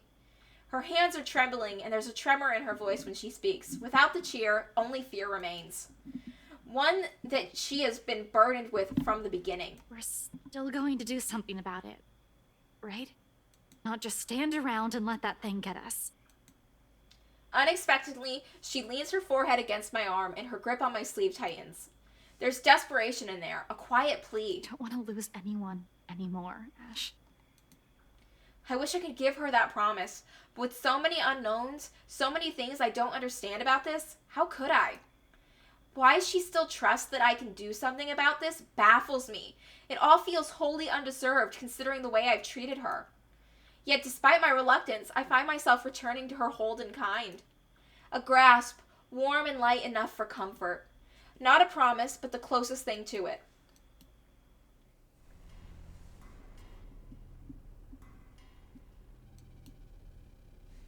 Are we still on Ashton? Yep, we're still on Ashton. Darkness blurs at the edges of my vision. Black tendrils twist and coil around my limbs. Soft footfalls echoed from the far distance, scurrying, scampering, moving in an odd rhythm with the sharp, piercing notes of her laughter. A scream threatens to burst, but my throat closes off. Ever so slowly, a chill seeps into every nerve of my body, washing away every sensation in me, apart from one. There's only fear. Once again, her laughter echoes, both sounding bitter and unforgiving. It is the last thing I hear before she reaches for me. The ground trembles. The world slows to a stop. Oh, you're at Isabella's place. Good. Buddy system. Morning breaks into a blurry mess of vivid shapes and colors. Oddly, there's no feeling of terror or confusion gripping me, despite the vague images that have driven me from my sleep. Awareness kicks in shortly, though sluggish, and as I blink away the last remnants of unconsciousness from my eyes. In the early morning light already streams away from open windows when the memory sets in and the room finally comes into focus. Isabella's apartment. Pushing myself upright, my eyes wander idly towards her prone form. She's hunched over the coffee table with both her arms under her head while she continues to rest. Then to the chaos of papers and folders we've left scattered around before sleep has claimed both of us. We've bunkered down here last night, and after both our nerves have calmed down, mine for the most part, staying together was an unspoken invitation. Anyway, I'm pretty sure that neither of us wants to remain alone. When there's that woman. Is she still one in the first place? One that we'd normally call human? Can it still feel guilt? Does it understand pain? Fuck. I'd rather get charged for breaking and entering than mess with whatever that thing was any day. Not thinking about this still matters, when all our lives are in her hands. She's dangerous. If we don't do anything about her and this curse, we'll definitely be pushing Daisy soon, and I can't let that happen. I've dallied on this long enough, left all my friends in harm's way after the warnings they've all given me. Besides, beneath the terror and the adrenaline that keeps me running, knowing what lies ahead for Isabella makes it hard not to take action. The paper sitting on the edge of the table calls my attention, at this light against my hand when I reach for it. It has caught my eye the night before, but with the lot we still had to go through, I've simply ignored it. The logo emblazoned on the top of the page, however, provides the paper a whole new meaning. Not for me, but definitely for her. A scholarship grant, huh? I've only ever heard of her talk about this once or twice, completing her degree, that is. She rarely goes about it in great detail, preferring to keep it to herself. Perhaps it's the fact that she thinks she's already too old to be chasing after it. It has been 5 years after all, but I've caught enough snippets of conversation between her and Zach to know she has never given up on it. Despite how things have panned out with her father, she's one step closer to this part of her life. As silly as it may sound coming from a friend, I'd like to give her the chance to have this. Whether that means stepping out of my comfort zone and figuring out what the deal is with the curses, I'll do so. If only to see that same smile on her from that time again. These days, the only moment she seems to show it is when she's asleep, like right now, no matter how uncomfortable she appears. A smile of my own forms, despite that, when I glance at her sleeping form again. She hasn't moved since, her shoulders rising and falling in a slow, even rhythm with her breathing. You won't think she has problems this way. If only that were true. Sighing, I place the paper back where I've gotten it, carefully so I won't accidentally wrinkle or damage it in some way, and finally push myself off my makeshift bed. Isabella shifts when I carry her off from the floor and over to her bed, but she doesn't wake, simply tucks herself in comfortably under the comforter covers I pull over her. Briefly, though, she mumbles something to herself and draws in another deep breath. Becca, Ashton's being dumb again.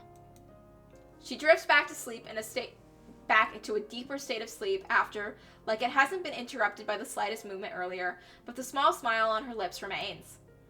I find myself returning in kind. Who sleeps like a rock now? It's better this way, better to leave her to her dreams for that moment, which I hope are better than the ones I've had. She'll have time to worry about our problems later when she wakes up.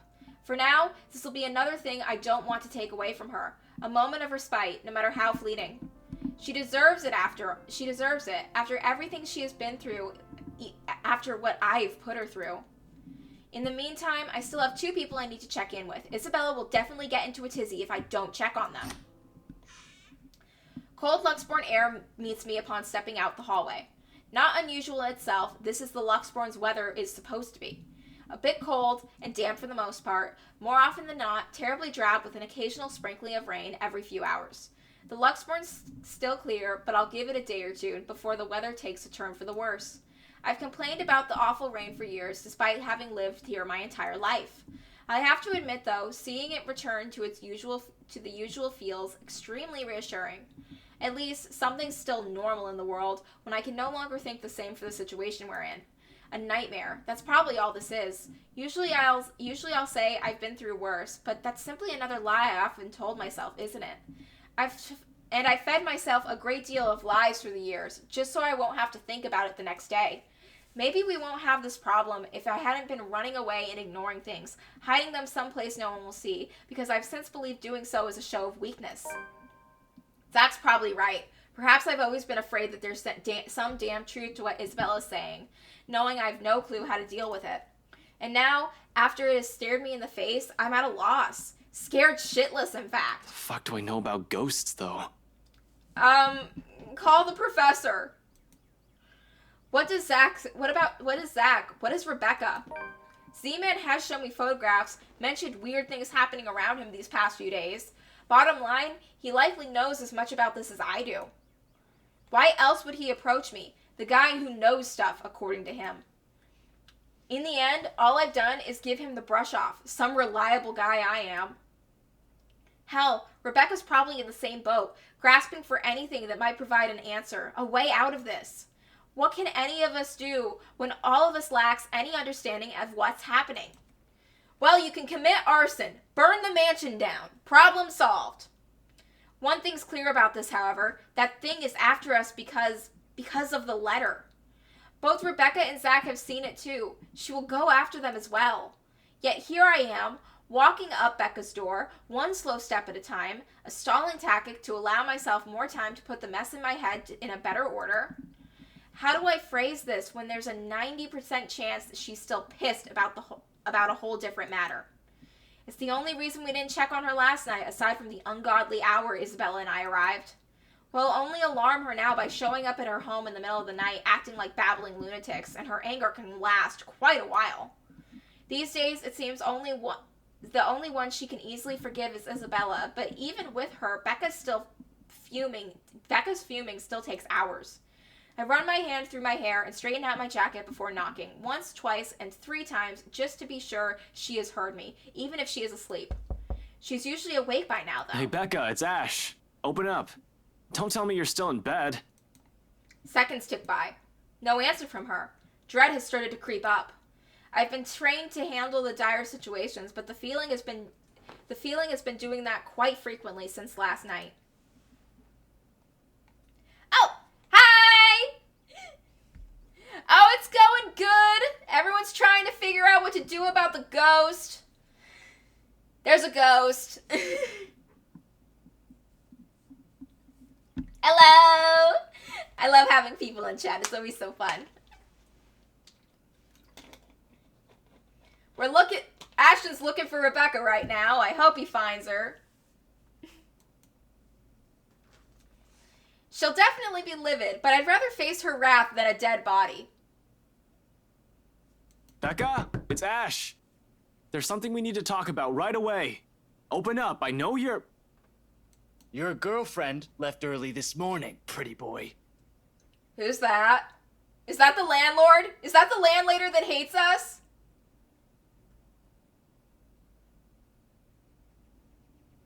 So, if you could do us a bloody favor and shut up, that'd be real fucking polite. Oh, the landlord's mad. My hand pauses short of landing another heavy lock. From the other unit, Rebecca's other neighbor peeks in through his door, though I see nothing but a bundle of blankets. I'll say they need help from being devoured by their sheets, but it sounds like he's just fine. He's a huge asshole, too, of course. So people like him won't ruin your day. Course of action. So people like him won't ruin your day? Act like the nicest person on the planet. Has done me wonders when I was a rookie patrolling the streets. No need to match his temper. Oh, did she say where she was going? I don't know. She said something about meeting someone or something, in case Filipina girl over there asks. Well, what am I, her keeper? You know some people want to sleep in on a bloody Sunday, so keep it down. Just looking forward to this weekend. Thanks, you damn git. Well, there's no need to be an ass about it. I'll get out of your...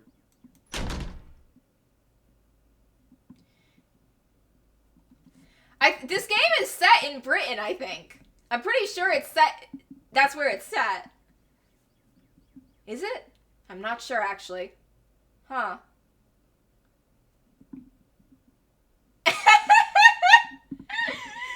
Well, all the characters are in their own hell right now because of the ghost. He slams his door shut without warning, not before muttering a string of very colorful words about me. Probably thinks I won't hear him inside the 4 walls of his apartment.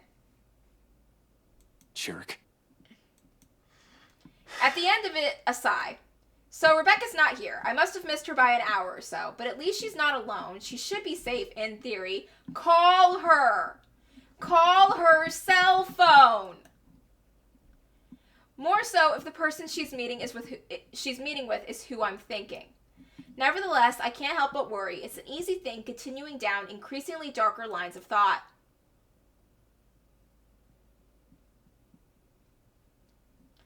To act brashly, to find out where she is and go straight there without deliberating on actions first. There's Zach to boot. Rebecca's not alone. I can't say the same for the big guy. A simple phone call to both of them should do the trick. I'll ease my nerves at any rate. It's better than rushing over to Zach's place or assuming Rebecca's whereabouts and finding out they're not where I guess they should be. Assuming the worst will come next, which I'd rather avoid this early, another reason I won't bother them, but an emergency begs for urgency. This is one, right? Dude, a ghost tried to kill you in an elevator last night. This is super an emergency. It's like, Ashton's like, this is an emergency, right? It's like, yeah, a ghost is trying to kill you. Even if it isn't, anxiety from concern dulls judgment, something I most certainly can't afford to lose at any given time, especially right now. Any means to calm it would do wonders for the muddled mess that my mind is already in. Oh, I'll be right back. My cat's at the door.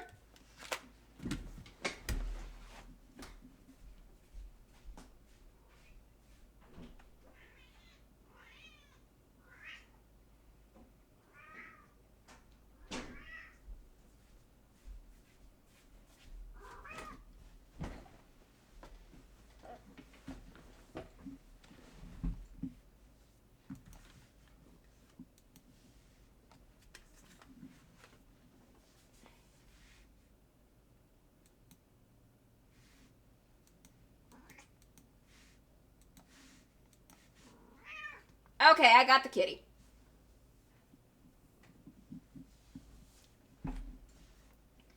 Pulling out my phone, I thumb through the screen until it ends up in a group with only Zach, Rebecca, and Isabella's numbers listed. Other people will probably say that I keep too few friends when they get the chance. To some extent, it's true. Well, I mean, you don't even have a proper profile pic for Abigail. I can easily name about 100 people I've been acquainted with through the years. Colleagues, blockmates from uni, neighbors, those sorts of people. They all come and go. But these three have chosen to stay for some reason, without wanting or asking for anything. Unlike the others, none of Zach's kindness, Rebecca's patience, nor the sincerity in none have Zach's patience, Zach's kindness, Rebecca's patience, nor the sincerity in Isabella's eyes. One day these guys are just there. Oh, the game's lore. Basically, I'm on one of the later chapters of the game. Each chapter of the game, it starts from another character's perspective as they deal with the haunting.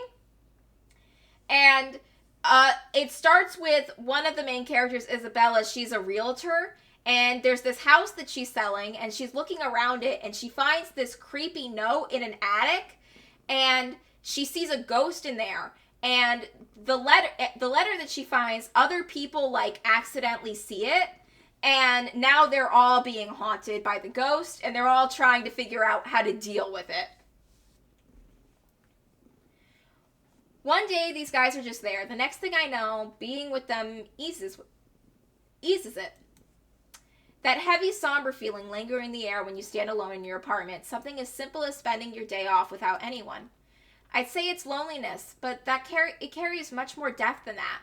If I can help it, I don't want to lose any of them to some stupid curse. A phone call may be the least comforting thing at the moment. Honestly, I prefer being in the same room with them now, but I'll take what I can get. Becca first.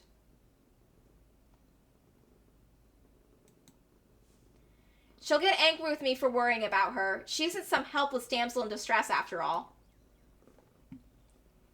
She isn't the shy little girl I knew when we were children, but we're already far from the people we were back then. There's more than enough reason to check on her. I don't have to imagine her taking anything on. She'll do it instead of asking for help when she needs it. I don't care if she gets mad at me. I have only to know that she's fine. A ring in the silence of the hallway. Its sound alone might as well be sharp enough to pierce through my ears. Another second passes. 2, 3. But when, on the 9th ring, it goes straight to her voicemail, a cold feeling instantly lodges in my stomach. Rebecca Gales here. You've reached my voicemail. Sorry if I can't get to you right now. Oh, and if this is Isabella, yes, you're free to reheat the food in my fridge. Otherwise, leave a message. Well, at least we can have the food from her fridge. Probably just busy, that's all. Though I still barely manage to keep my voice even when I speak. Hey, Becca, call me back when you're free. We need to talk. ASAP. Becca will be alright, is alright. She's safe. She's with someone else. She's getting chased around by a ghost in the library. Let's be real. In the event that woman shows up, she'll have someone with her. Someone she'll be able to ask for help. She's safe.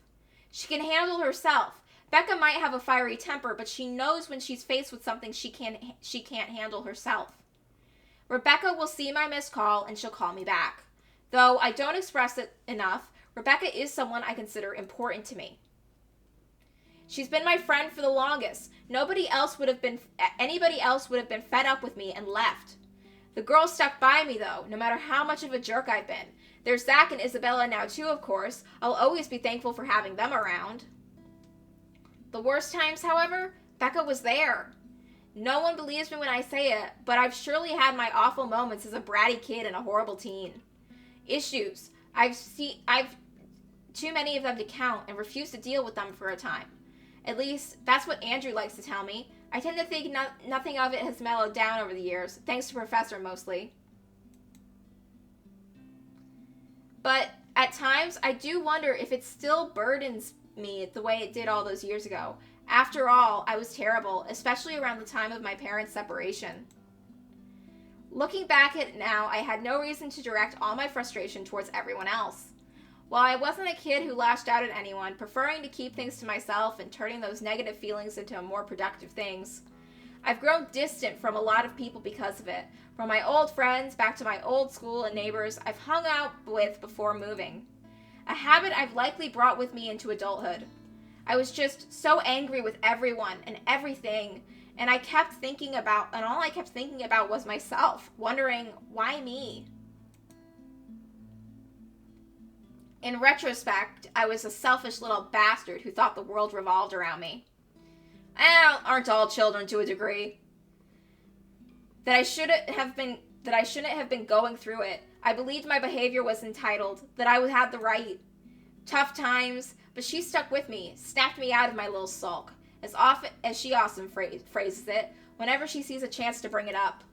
She didn't tolerate my bullshit, but she didn't leave me alone either. If anything, the whole thing made her stick around. Her concern may have grown a bit overbearing as the years went on, but she was still an old friend nevertheless. I owe her a lot. Ow! Ow! Why? My cat just decided she didn't want to sit on my lap anymore. And she jumped off it, and when she did, she tangled herself up in my headphone cord and almost made me fall out of my chair. I like that you two ended up in my stream. It's fun. VTubing, it's all about bringing people together. I owe her a lot. That won't change. Damn it. Where are you, Becca? Another message left on her voicemail, then on my third call, I hang up. For the time being, I can't do anything more than wait for her to return my calls. Worrying aimlessly won't get me anywhere.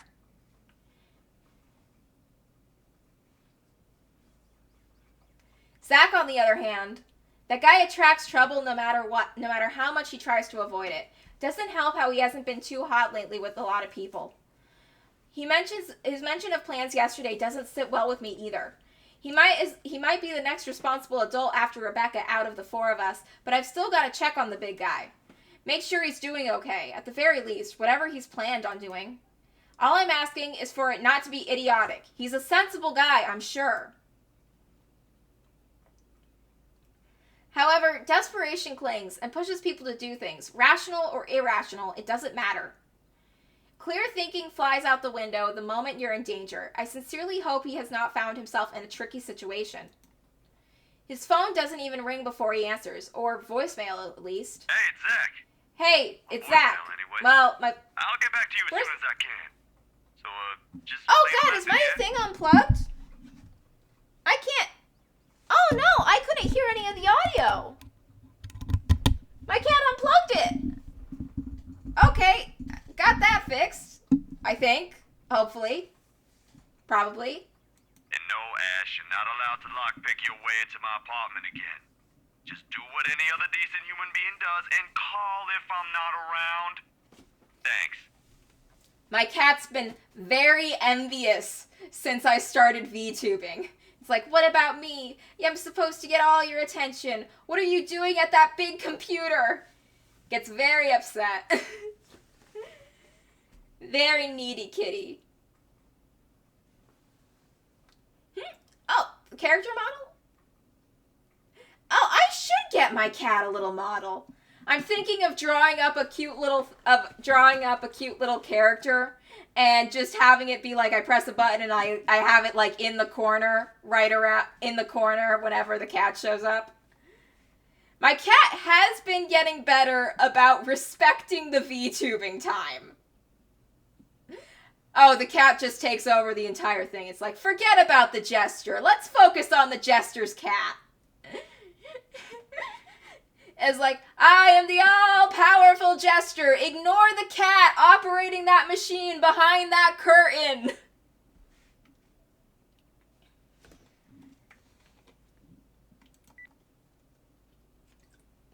Did he turn it off? Why? I don't want to assume the worst, yet maybe he's forgotten to charge it? Can't be. The guy can be a bit of a Boy Scout, even more than I am a cop. He's the type to have an extra battery or a power bank in his bag, even if he needs it. Oh, cat's doing good. Cat left, and let me look real quick. Now she's at her little water dish. She's decided she's disrupted the stream enough for now. Well, it's not really disrupting. She's just adding a little bit of spice to it. And he always does. He won't say anything or brag about it, but he's got quite the roster of VIP freelance clients.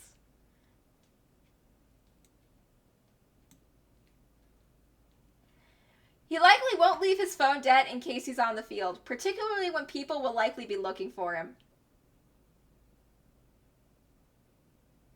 Oh, how the cat looks like? I could post a picture. I'll go. I have a. Can you post pictures onto Twitch?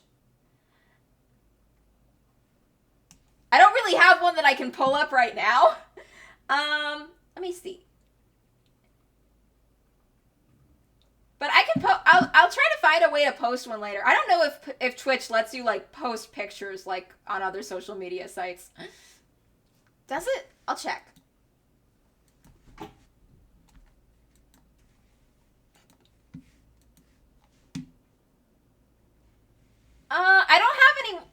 The problem is I don't have any pictures of my cat like on my computer to pull up into the stream.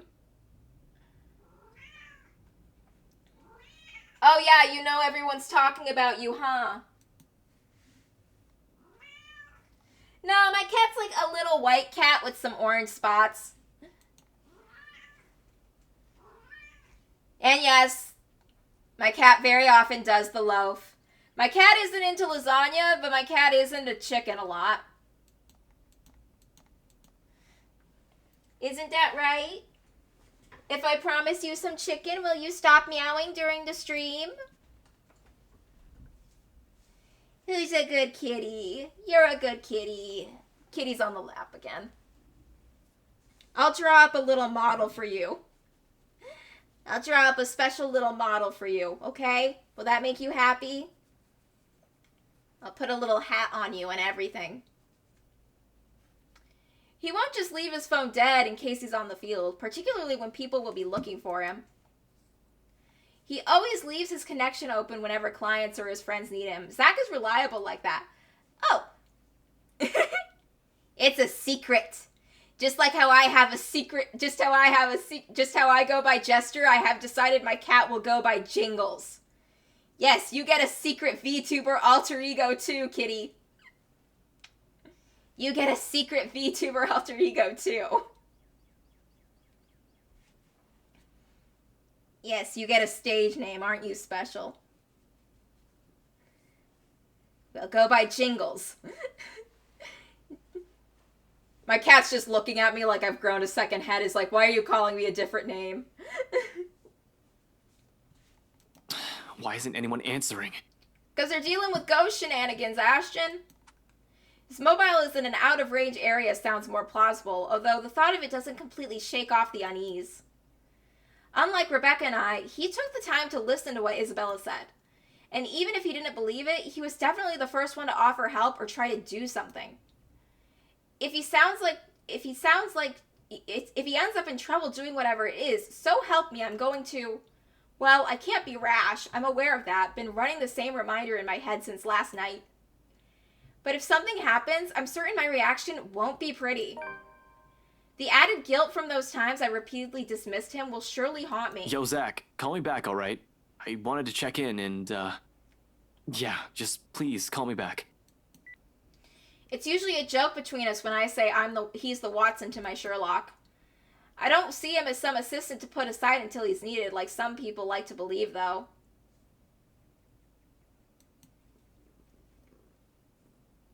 Ouch.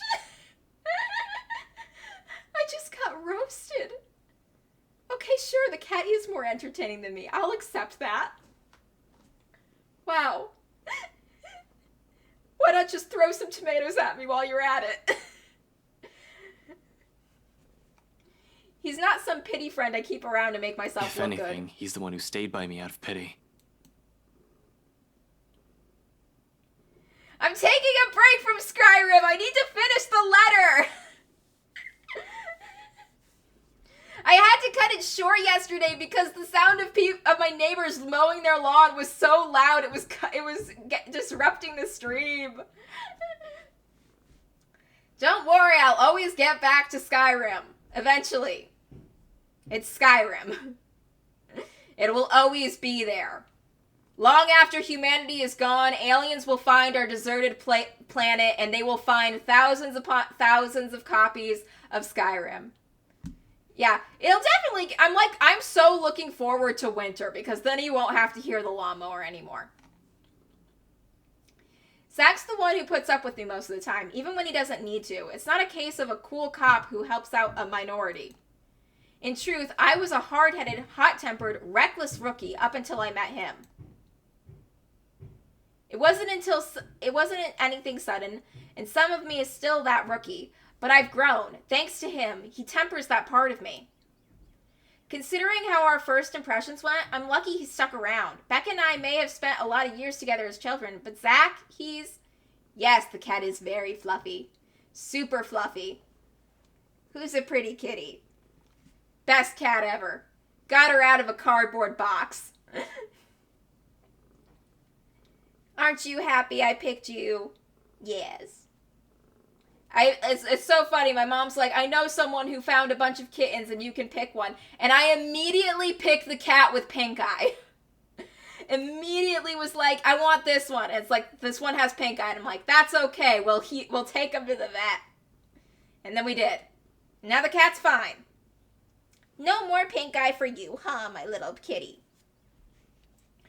Considering how our first impressions went, I'm lucky he stuck around. Becca and I may have spent a lot of years together as children, but Zach, he's probably the closest thing I'll call to a best friend, though it's more than that. A camaraderie no words can express. He has my back, and I'll always have his. He's a brother I've never had the luck of having, only child and all. And I have every reason to worry about my brother. Becca's neighbor did say she went out to meet with someone. No specific names.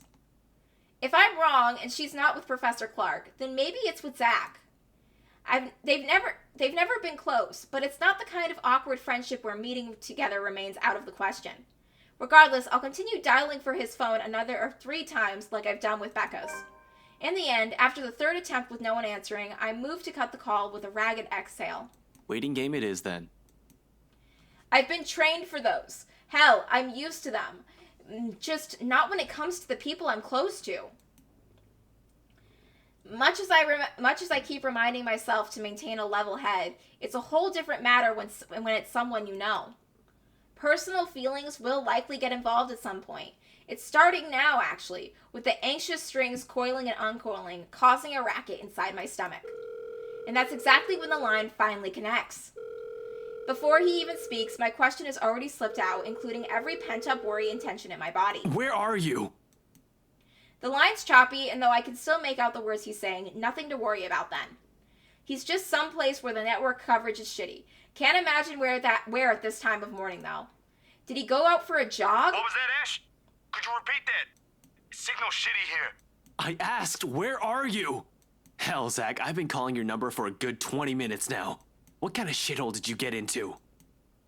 I've meant for that to sound as friendly as possible, to keep things light at least. Instead, only frustration shows in my tone. Good morning to you, too. I should be asking you that question. I've been looking all over the mansion for you. I thought you'd be... What mansion? The haunted one that he probably shouldn't be near. Do I really need to answer that? Why are you even... Please don't tell me that's his plan. A morning visit to the mansion where Luke Wright is. Of all the pig-headed things to do right now, is that the best he could come up with? Breaking and entering? I've got plenty of reasons to rail at him right now, but no matter how much I want to give him a piece of my mind, unfortunately, it's not the time. No, wait. Just get your ass to Isabella's place and hurry. He pauses a moment, a second of indecision while he seems to contemplate his options. How urgent is this? Pretty freaking urgent, man! In truth, the question, the hesitance, and the indecision in his voice has caught me completely off guard. An understanding dawns on me. The decision to go there isn't one born out of stupid impulse. He must have found something. However, no matter how urgent it is, he still shouldn't have gone there, alone at that. Despite myself, in that split second of comprehension, I allow it to show. A weakness. A simple request brimming with every unease and disquiet causing turmoil within me since last night. It bears the selfish hope that he'll understand, even through the unstable signal, that whatever's keeping him, he'll be willing to set it aside for now. Pressing enough for you to stop asking questions and get yourself here. Please, Zach. You're gonna get killed by the ghost if you go it alone. Silence fills the other end of the line again. For a long moment, I assume he won't heed it, and I'll have to drive myself there just to drag him away from whatever danger he's skirting. Thankfully, he agrees. I'll be there in a few. An hour or two tops. Thanks. I'll see you. Relief washes over me as soon as the call ends. Normally, I don't let myself a moment of respite in times like this. Gotta stay alert.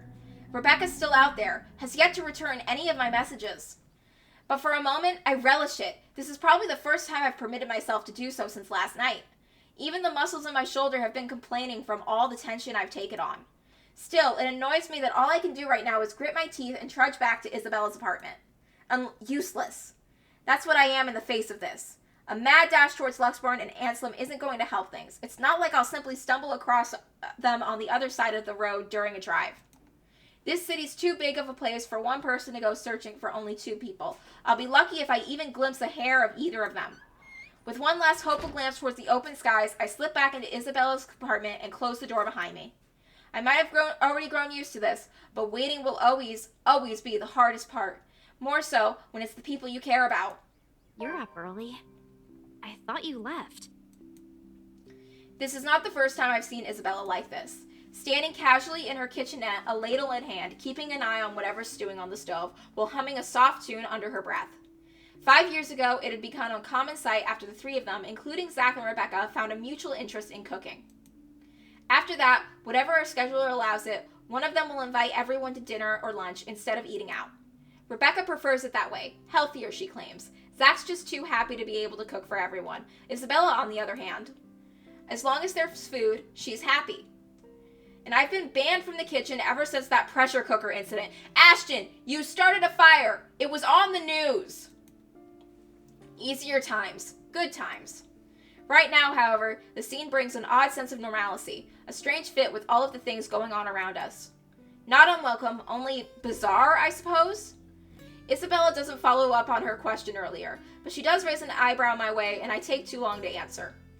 For that, I only offer a casual shrug in response and a short answer. I've checked with Zach and Rebecca. I'm just waiting to hear back from them. I'll add in a quip or two for her if the timing for a joke isn't off or doing so won't be inappropriate. I don't want to alarm her either. There's no reason to, yet. Until Zach gets here or until I've received an answer from Rebecca, whichever comes first. Nevertheless, it's clear that she has plenty of questions. It's right there in the subtle crease between her eyebrows and the inquisitive gleam in her eyes. Curious as she is, though, she decides against voicing all of her questions out. Instead, she shifts her attention back to the stove and gestures vaguely with her hand to the couch's direction. Well, if we're going to wait for them, don't stand around there. It's getting distracting. You're just cooking. How am I distracting? I don't know. Something might explode again, maybe. Zach's kitchen ban for you is also in effect here, you know. Now shoo, go. Stop hovering. You'll ruin the food. I'll be done here soon. She leaves no room for an argument by swatting the ladle at me, and then just like that, I've been kicked out of the kitchen. Left with nothing else to do, I drift back to her tiny living space and slump down on the couch. Closing my eyes, I allow the noise from the television to guide my thoughts. The ones I've been keeping at bay, freeing them from the cage I've built around them, so I won't have to think. One by one, they trickle down into my consciousness, each more frightening and unnerving than the other. So many things going on. So many things happening. The papers we've gotten from BRC doesn't provide any comfort either. Seriously, is there even a point to those after last night? What will asking those people do? If anything, this has only proved that it might be more copies of that dumb piece of paper. We have one here, but how many of those exactly are out there? More importantly, how do we get out of this stupid mess? Ashton. Damn it, I haven't felt this kind of bone-weary exhaustion in years. I don't want to think what might happen next in case I miss something. Shit. Rebecca, Zach, They're all Isabella. depending on me, and Ash! The voice snaps me out of my thoughts, abruptly wiping away everything, running a racket in my head. Suddenly, Isabella's there, crouched in front of me when I crack an eye open. I haven't even noticed the exact moment when I bent over and buried my head in my hands. Figures she's staring at me like I fainted or something. The creases in her eyebrows grow deeper at my lack of response. Although she's merely staring at me, without saying a word, her expression says everything. So much for trying not to alarm her with bad news. sorry, I just spaced out for a moment. Don't mind me. For a brief moment, she seems to accept that. Quietly, she shifts, stands up, and takes the empty space right beside me. All done without a single comment, the next thing I know, she's gently pushing a bowl in my hands. The scent reaches me first, before I've gotten the chance to take in what she has just handed me. A faint, sweet smell of cocoa wafts from the dish. Calming, comforting, despite the multitude of things bothering me, it certainly smells like the kind of food you'd eat on a rainy day. Though, from the get-go, it doesn't look as appetizing. It looks cool! I like the swirl! I want to try it! What is this even? Porridge? Why would you put chocolate in it, and milk drizzled on top? She tells me my tastes are weird, yet here she is handing me something equally as strange. In fact, she already started digging in hers. I'm just not sure if the taste will equally be as appealing. Well, there's chocolate in it. It's gonna taste like chocolate. Baffled, I glance her way. She offers no immediate answer, simply continues eating as if she hasn't done so in a week, with her only focus being solely on the television. She's not watching, however, just listening. As a background noise, the voices from it seem too cheerful, a welcome distraction if anything. It's only after she has finished off half of the bowl does she acknowledge the question in my eyes. With a sigh, she cradles the dish on her lap and looks down at it. Briefly, her lips part, then close. A hesitation, though I don't push her. What is it, kitty? You want up again? Okay, come here. Come here, kitty. You just want to sit there and meow? Scoop ya up. There we go. Good kitty. When she speaks at last, it's a tone too careful, like she's weighing her words, considering the proper phrasing for it. Yet, sincerity underlies each syllable once they're out in the open. You should eat. Back at home, Mom would never let us leave the house if we hadn't eaten breakfast yet. Even Papa has gotten an earful when he tried. So eat. You'll need it. Yeah, you can't fight ghosts on an empty stomach. You got a carbo load. She returns to her food afterwards, while I only stare at the one she has proffered down a few minutes ago. Warm against my hands, tempting me to take a bite. Not that I don't appreciate this, but what good will this do? Zach and Rebecca's both out there. Who knows when that ghost will show up again? Even in our dreams, we're not safe. But that's it, isn't it? We don't know when, and at present, we have a chance of respite. Maybe the only one we'll have. Even if it's as mundane as sharing food between us, quietly, just sitting side by side like this, without exchanging any words. The intent hangs unspoken in the air, something that probably goes far as the second she's offered food. Still, in the end, Isabella never pushes it. Rather, she lets her own silence convey her hope. Take her offer. Thank you. The words roll off my tongue awkward and unfamiliar, far removed from those jests and quips we shared. Yet, she still accepts it with a smile and nothing more. Regardless of everything left unsaid, the slight of it brings comfort. More so than any generous offer of food I can give. Though, we both lapsed into silence after that as we finish our food. There is ease in it. In the muffled sounds of Luxborn filtering into the room. In the light streaming from her windows, the faint draft occasionally drifting in, catching loose tendrils of her hair. In the way her voice falters when she tries to form words. And despite the horror looming over us, I find myself wishing for minutes to slow, for seconds to last. But ultimately, she's the one who breaks it, softly after a minute's pause, the words mumbled under her breath. Sometimes, silence simply compels us to speak. I've been wondering, before last night, before Mama told me the news, what if Papa passes away, despite everything? That sort of thing. I know it's not good to think about, but I also knew it was getting worse. Mama won't say anything, but I've always known that one day, he'll eventually. She releases a sigh as her grip on the bowl she still holds tightens. There are no tears, but she may as well have May as well have them with how weak her voice falls. Are there even any left? I don't know what I'm going to do. Before, I can easily say it's because of Papa. Now, I don't have anything. You have that scholarship from LuxU. Were you going through my personal papers while I was sleeping last night? Hey, that's what you get for being friends with a detective. I don't really have to. You left it sitting in the open, right there on the table. Yeah. Like there's still anything to hide, she snatches it away from where I've placed it back earlier. Except there's no anger or annoyance in her face when she looks at it and rereads every line with a pensive expression.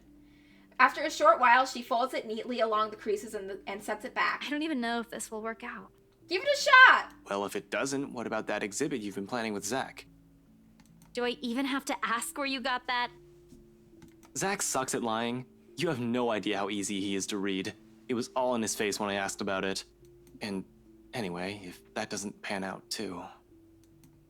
I trail off, hesitating, measuring the weight of my next words, genuine as they are. A part of me believes that they're a burden, too heavy to impose upon her. Because no matter how much I want her to stay, we are not what ties her here. It'll be selfish to ask her that. More than anything, her family will always come first. I say it, nevertheless, if only to let her know that no matter what her choice will be, there will always be people whose lives her mere presence has changed. Mine most of all. You have us. The words startle her to a pause, and then slowly she turns to me, her eyes wide, disbelief all over her face. But before the regret forces an apology up my throat, her expression dissolves into something I can't quite place. Something distinctly softer, more tender, familiar, almost in the same manner she glanced at me years ago, that day on the bridge. However, I don't get the chance to figure out what that all means for her. All of a sudden, a knock breaks the moment, and just as fast, both their attention shifts towards the source. Before things can get awkward, I stand up and open the door while muttering some flimsy excuses in the process. I'll get that. It's probably Zach or Rebecca. Really, I know we're in a pinch, but their timing can't be any worse. Unrelated frustrations aside, once I fling open the door, a whole chunk of stone that has been stuck at the pit of my stomach simultaneously unseats itself. There in the hallway stands Zach, his hand raised for another knock. Although he's not the most presentable at the moment, ruffled and drenched with sweat as he is, relief quickly washes over me like a tide. He's still panting when he pushes me aside and heads in. The second his feet crosses the threshold, he scans the place, eyeing what little he can see of the room from the doorway. When he finds none of what he's looking for, he turns toward me with a questioning look, one that has a hint of panic in it. You said it was urgent. It is! Ghost it! Let's talk! Did anything happen? Is it Becca? Bella? We're all super haunted, dude. Everyone's fine. Well, Becca's not here. She went somewhere this morning and hasn't answered any of my calls yet. But Isabella's... I'm here, Zach. Morning. His weight shifts at the same time as a stiff line in his shoulder eases. Once Isabella walks up to us, and welcomes him with a smile. He relaxes then, returns her greeting in kind, and soon he has let out a breath he has been holding and the tension's finally off his body. So, nothing's wrong? Why'd you call me here for then? I'm gonna take a quick break and then I'll be right back.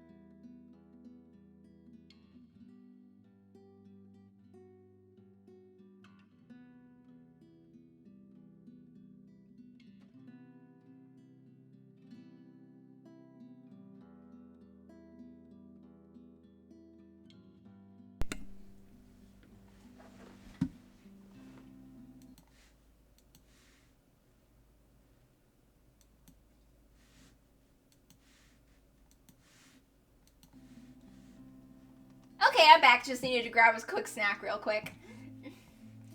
My explanation can wait. He has a lot of explaining to do. The fact that he went to Anselm alone for some godforsaken reason warrants a proper one.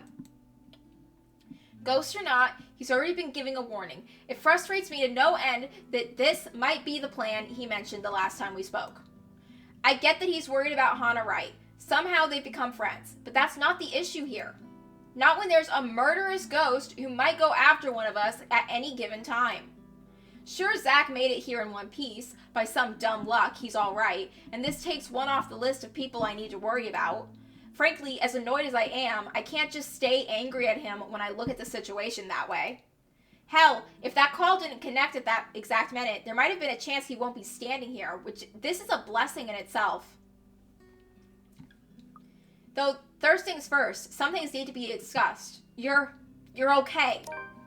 Except when I open my mouth, the only thing that spills out is my own relief. Despite the rational part of my brain screaming everything wrong about Zach's neat little plan, we've had so many close calls within just a single night. Zach showing up in Isabella's doorstep, alive and whole and unharmed. I might as well take comfort in that while I still can. You're okay. You did tell me not to do anything stupid. Suddenly, the whole room feels too heavy, and all I'm able to do is drop down on the couch. A headache also threatens to burst in the same moment, or perhaps this is what a release from anxiety feels like. Regardless, I reach a hand up to pinch the bridge of my nose, even if I'm likely to do nothing to alleviate the impending pain. Christ, you were right there! We have this stupid curse thing going on, and you were right there! You just walked up inside a private property!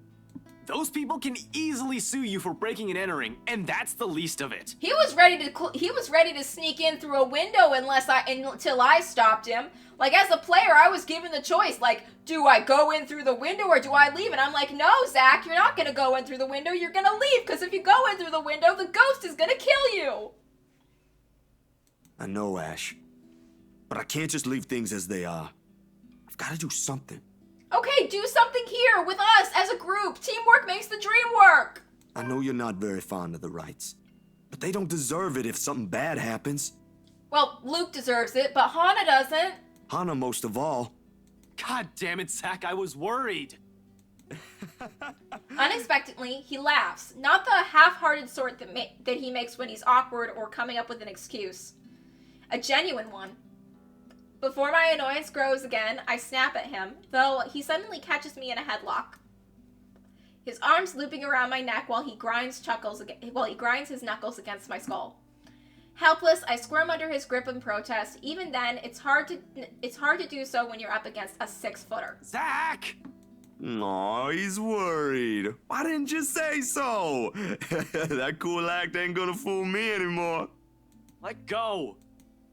He relents soon enough, though only after he's done ample damage in my hair. I hate it when he does that. But for a few moments there, the tense mood finally lightens up and everything felt like what it used to be before this whole mess began. Makes appreciating the little moments a little easier like this. Still. Seriously, Zach. Why are you even there? Told you already. I was looking for you. Why would I even go there? Well, you mentioned a plan with Isabella here. I assume that's where you guys went, since that's where she found the letter. Sorry. I was really at a dead end. The logic in it stuns me into silence, to say the least. Then I remember his hesitance, the tone he has taken before agreeing to go here, and all at once my anger from what he's done wanes. Perhaps this is partly my fault for keeping things vague. I can't berate him for assuming that when I've only left him with vague answers. You could have called me. I did. I didn't receive any, and my phone was with me. You're kidding, right? I was at it the whole night. The whole atmosphere in the room changes in 2 heartbeats. Back again to the tension-riddled one plaguing us. Zachary stares at me like I've grown another head, then gradually he shifts his attention to Isabella. The expression in his eyes, questioning, asking for confirmation, like my word can't be trusted, not that I'm holding it against him. I can't even believe the things coming out of my mouth in these past few hours. Meanwhile, Isabella stays quiet, and has been like that for quite some time. She looks like she wants to disappear right now. Guilt, frustration, anger, fear, all of the flashes fleetingly across her face before it melts away under an expression of worry. Please tell me he's joking. You were there? No, we really didn't get any. Everything was quiet last night. But Zach, at BRC, Ashton and I saw... She never gets to finish that. Sup, I'm Ash from City. Baggers, watch out. Can't beat me. That fucking ringtone! I love it so much! Sup, I'm Ash from Deluxe City. Baggers, watch out. Can't beat me. Looking for trouble? Better not lie. I'm a cool dude. Pretty fly for an Asian guy. Abruptly, my phone rings again, blaring its badly synced ringtone throughout the whole room.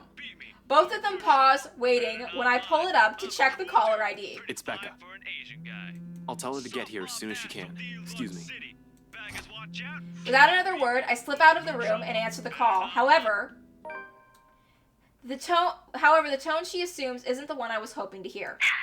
Ashton, are you there? Ragged, out of breath, there's a tinge of urgency to it. Listening to her from my side of the line makes it seem like she's just run a marathon prior to this call. Becca, where? I got your message. What happened? Nothing. Yet? Where are you? Downtown. I had to make a quick visit to the library. Listen, Ash, about that thing Isabella has been talking about.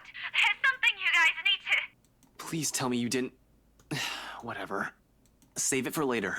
I'm at Salem Well. If you can get here as soon as possible, that'd be really great. This is related to that. You're there? Is Isabella with you? Yeah, Zach too. With a quick press of the button, I switch on the loudspeakers and step back into Isabella's apartment. I hold out the phone towards the two, giving it 2 shakes, urging them to speak. Both are still carrying worried looks on their faces.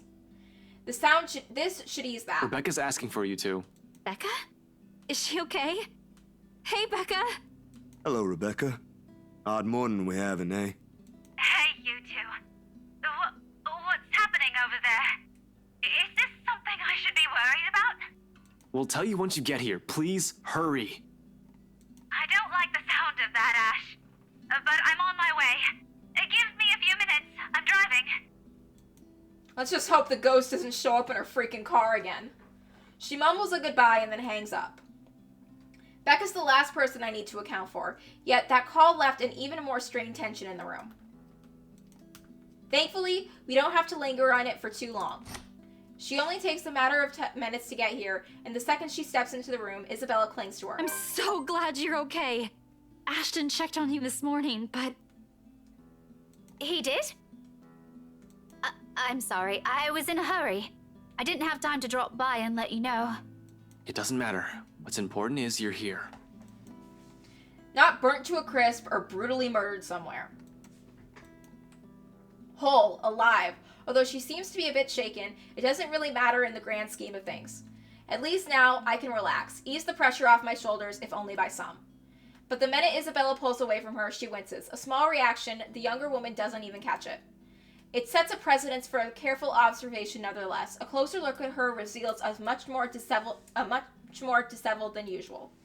Hair is in a bit of a mess, probably flattened in a hurry. The back of her dress also shows stains of dirt in places it rarely gets into. She's also leaning more on using her left arm. She's right-handed. Perhaps the most telling is the slight limp she has, noticeable once Isabella leads her into the room. It all spouts a hatful of questions. What exactly happened and how she ended up in that state? Pretty sure a simple trip to the library won't do that. Well, there was a ghost there, because there's a ghost everywhere. Everywhere you guys go, it's ghost, ghost, ghost. I grab for her arm before she can walk past, careful to avoid hurting her in case there is really an injury. Seems like it at first glance, but can't be sure until after a careful examination has been made. I suspect some bruising at least. Although minor internal fractures aren't out of the equation, they have a nasty way of staying hidden. Sure enough, Becca tenses immediately upon contact, tries to pull back, although the sudden gesture only elicits another wince, forcing her and Isabella to halt. Both of them turn to look at me almost at the same time, their eyes searching mine for answers. Rebecca, for her part, doesn't appear quite pleased with the interruption. In fact, or the fact that someone has brought it to light. But that someone also has to make sure. Are you alright? You okay? You're limping. As expected, she tries to hide it. This time, when she squirms from my grasp, it's with enough force she almost stumbles back if Zach hadn't caught her by the elbow. Even with 2 more people shooting her concerned looks, she's swift to shrug it off. It's fine. I just had a little accident. Tell him about the ghost. You guys all need to communicate with each other. Little accident. Hard to believe when her other arm's nursing the supposedly fine arm. Isabella doesn't buy any of it either. In a library? Well, yeah. It kinda caught me off guard. Something's happened there, hasn't it? I don't have to elaborate on the question further. Shortly, she goes very still, and the hand placed over her right arm ever so slightly in its grip on the limb tightening.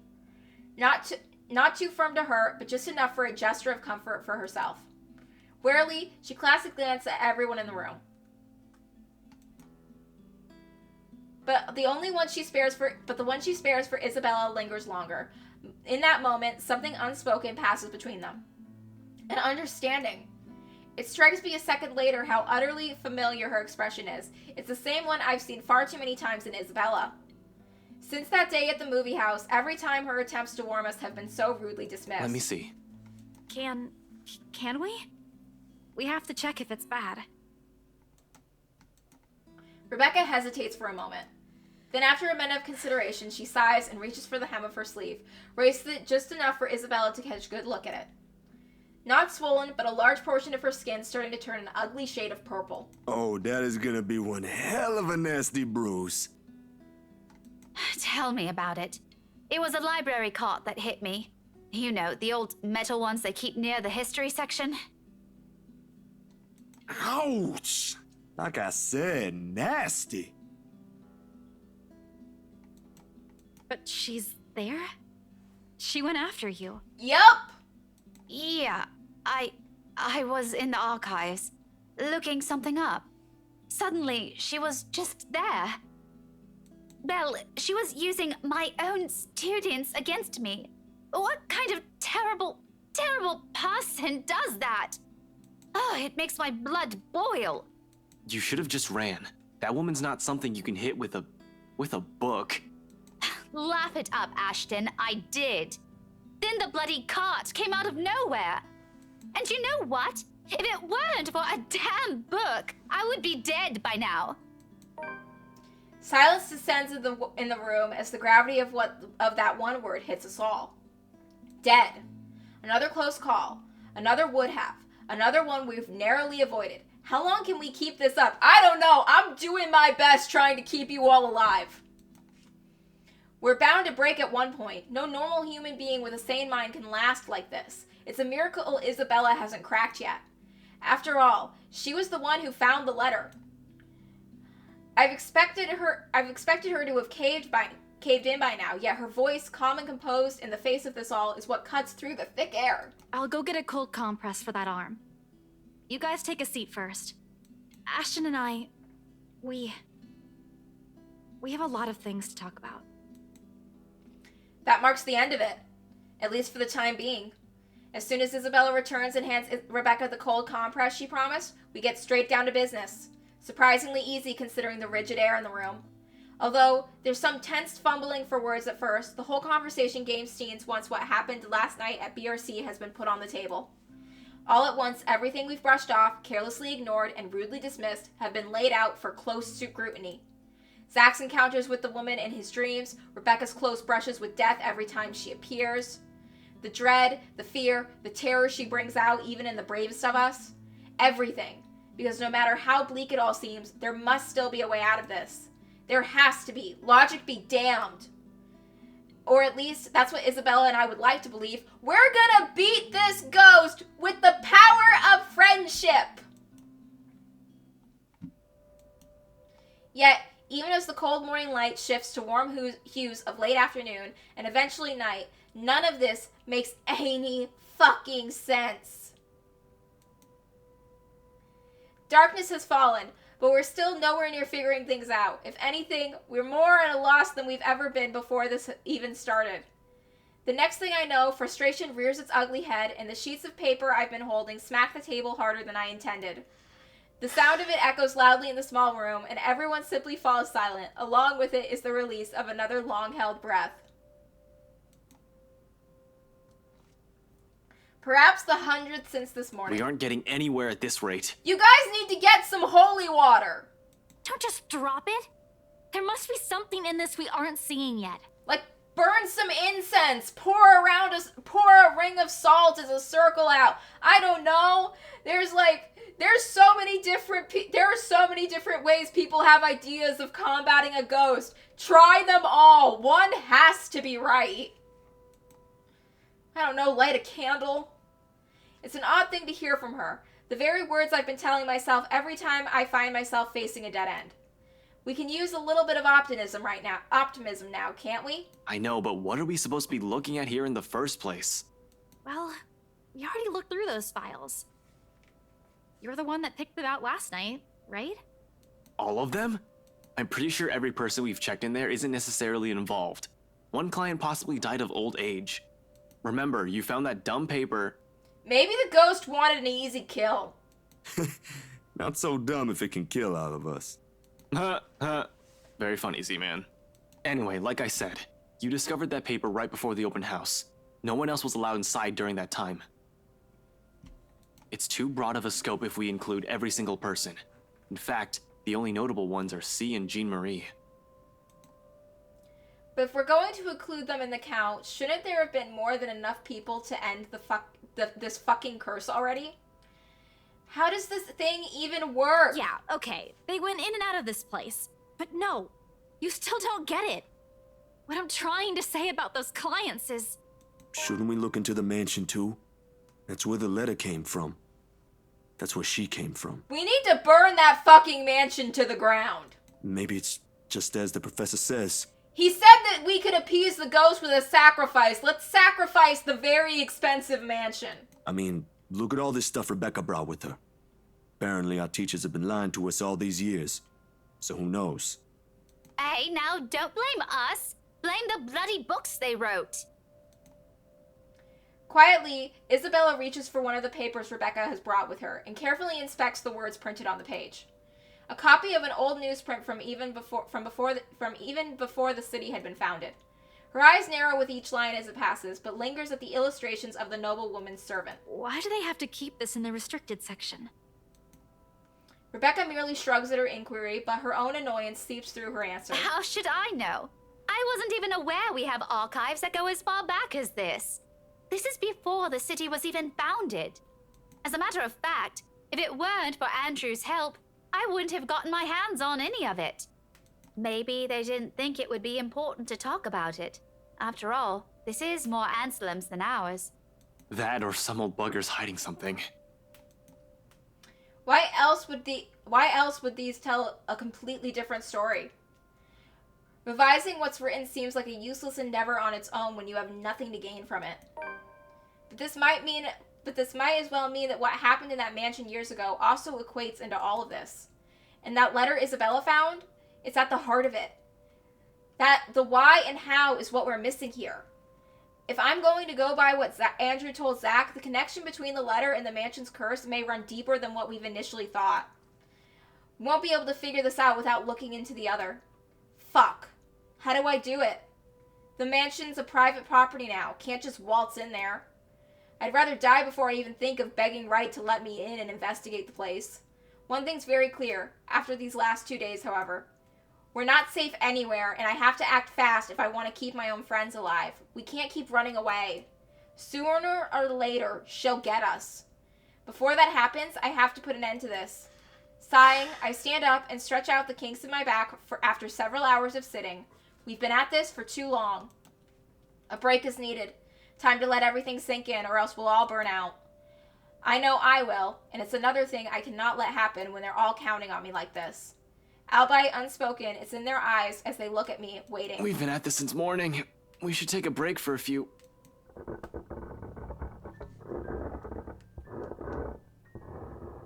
Oh no. The rest of it never makes it out of my mouth as something heavy and grating sounds from the far end of the room. A harsh booming noise rendering through the eardrums of everyone in the room. All at once, all three of them are on their feet, while I quickly palm for my gun on the table. However, before I can pull it up and remove the safety, the whole racket stops. Stillness descends upon the room, and amidst the sudden hush, all four of us exchange anxious glances. So much for a break. Ashton, that might be... Gather everything. No questions asked, they waste no time getting to work, piling the documents we've been reading through.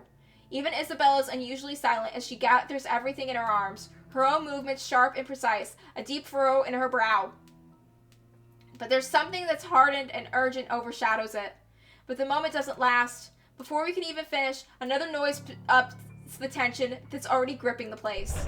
Suddenly the lights go out, and the wardrobe at the end of the room rattles, as if something inside begs for freedom. What the shit? Cautiously, eyes glued to it, I take a step forward and release the lock from my gun. I'm no trigger-happy person, but I'm not even sure if this will work on a ghost. I don't know, man. Do you have blessed bullets? But right now, its smooth surface against my palm, with a trigger on my finger, provides the closest thing I have to relief as I approach the closet. Ashton, what are you doing? Do not open that closet! Do not open it! Oh my god, you're gonna open it. I don't think that's a good idea. We should just... Word as they all are, they immediately stop at the slight raise of my hand. But the edge is there while they all huddle in the space between the door and the room. In case this all goes south, whatever I find inside, they have enough time and space to run from their position. The 2 deep breaths, I've crossed the room and stand in front of the closet. Why are you trying to fight it? Okay, I get it. I get why you're trying to fight it, but still! Whatever's inside is yet to stop thrashing. Instead, it has now moved to banging the door, louder and louder the longer I dally. Another shallow breath. I glance at my companions. A nod. Something creaks. Why aren't you leaving? Then, in the next moment, I'm grasping at the handles and swinging the door wide open to reveal... nothing. Right away, I part the clothes hanging on it, and still none. No ghost. No woman. Not a single trace of whoever's inside. Confused, I glance back towards my companions, only to see them mirroring the same expression on my face. The noise has finally stopped, but I'm not quite sure it isn't my imagination. Or maybe it is, and I'm just too strung up that my head's now making up things. Whatever the case is, we need to get out of here as soon as possible. This only confirms we aren't safe anywhere. Without bothering to close it, I move back, ready to leave, adrenaline now coursing through every vein in my body. The next second, I'm barking orders and... We should go. Everyone, we need to... Oh! I'm sent sprawling on my back as something cold catches my ankle and yanks! The resulting fall knocks the wind out of me. Pain racks through my whole body as the back of my head collides against the floor with force enough to dislodge my own brain from my skull. A moment lasts before the stars fade from my vision, and then I sense it. Cold tendrils twisting around my ankles, the smell of vile rot assaulting my nose, nauseating, sickening. A foul smell draining every feeling in my body. The moment her horrid laughter, still as unpleasant and vicious as the last time I've heard it, reaches my ears and my eyes snap open. Oh shit, she's under the fucking bed! Perhaps it's just inexperience, or maybe it's my mind still attempting to comprehend this. Regardless, the minute my eyes land on her, the whole mess of my body freezes, the gun in my hand useless as my grip on it slackens. In the manner her gaze bores me, I'll say, in this manner her gaze bores on me, I'll say, the look of utter hatred and malice. I've seen it loads of time. From suspects, mostly murderers, who have never regretted their actions despite being caught, and this is the face of someone you can no longer reason with it. And I know, the moment she laughs again and starts digging me towards her, it's already going to be the... Ashton! Snap out of it! What? No! I can't die here. Not yet. The haze fades from my mind, and instincts kick in then and there. Everyone out! Get out! Get out of here! With one powerful tug, I yank my foot out from her grip and scramble back to my feet, ignoring the piercing wails she fills the room with. Within a span of a second, I'm gunning for the door, grabbing the wrist of the first person my hand can reach, and leading everyone out. Into the hallway, down the flight of steps, and right inside my car. I waste no time flooring the gas pedal, and the second the last person on the door closes the door behind them. In a short while, I'm driving us all out of Salem Well. I don't even entertain the thought of winding down just yet. Even as the last of that woman's painful cries fade into the night. Okay,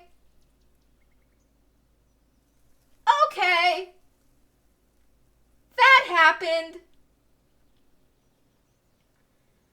Okay.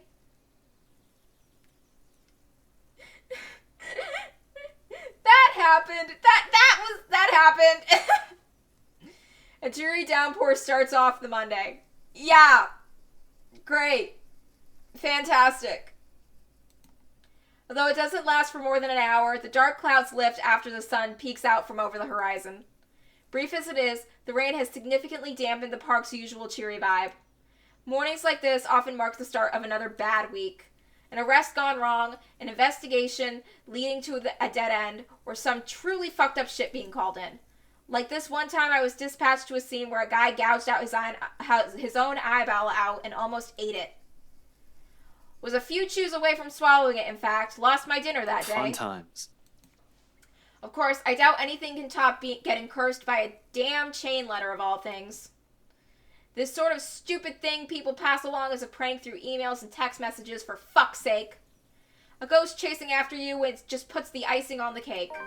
So far, all we've done is run, snoop about, read stuff, and run again. It infuriates me to no end how we're still no closer to an answer.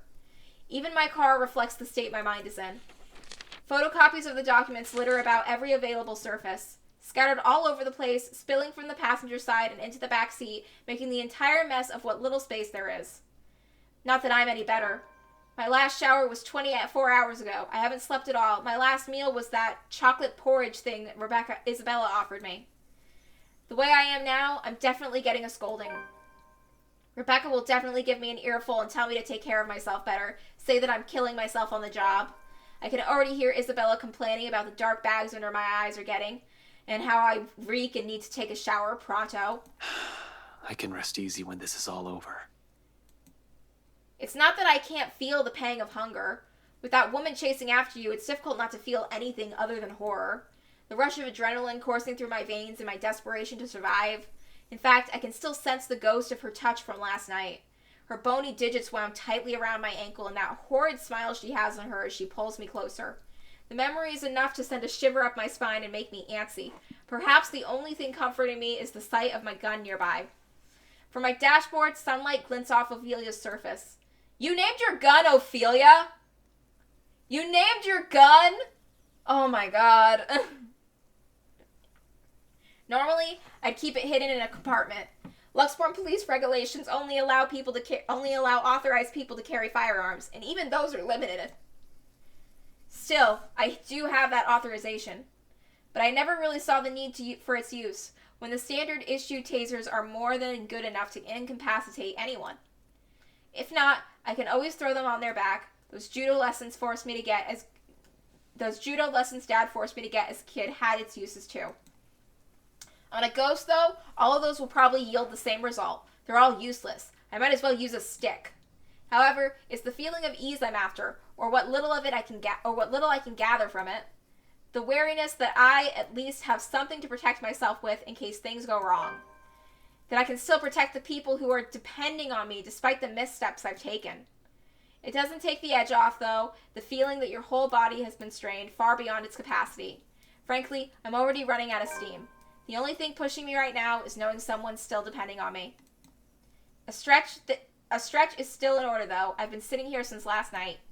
Soon, I step out of the car, closing it behind me with a thud as I take in my surroundings. The rain did wonders. The morning air feels crisper and cooler than it ever has been in days. For once, the weather seems to be taking a turn for the normal. Luxborn's normal in a distant beyond the buildings lingering the horizon, clouds are blowing in. A storm might be due this evening, give or take. A shame for the people looking forward to the Halloween tonight. I'm just not sure whether this is something I can look forward to as well. Still, I bask in the change it brings. Inhale, exhale, breathing in, taking in the peace as if it'll be my last. But with all the good things, the quiet shortly comes to an end. Not necessarily a bad end. The chatter reaches my ears first, halting my movements. Sure enough, when I glance up, I find them, Zach, Rebecca, and Isabella, just as they've entered the park grounds, bags of convenience store food in hand. After last night's flight from Salemwell, we've elected to stay the night here, unsure if our own homes will be safe. Normally, we'd all be adverse to the idea of spending the night outside like this, but panic and distress has tainted that decision. It's not like any of us has gotten an ounce of sleep anyway. On the off chance one of us did, it only lasted but a second, or it's a fitful one.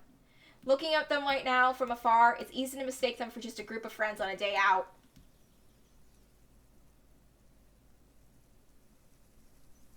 Oh, Jester! Read this in a very silly voice! I did it. Isabella's gesturing wildly with her arms as she talks. Something funny or amusing, probably, because it's soon followed by Zach's booming laughter and Rebecca's giggles.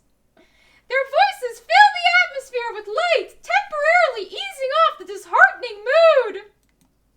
It's easy to pretend we're not knee-deep in a life-and-death situation the way they're acting now. If anything, it's only their appearance that betrays that mask. That is my Mickey Mouse impression. Thank you for noticing. I regularly use it to disturb the people close to me.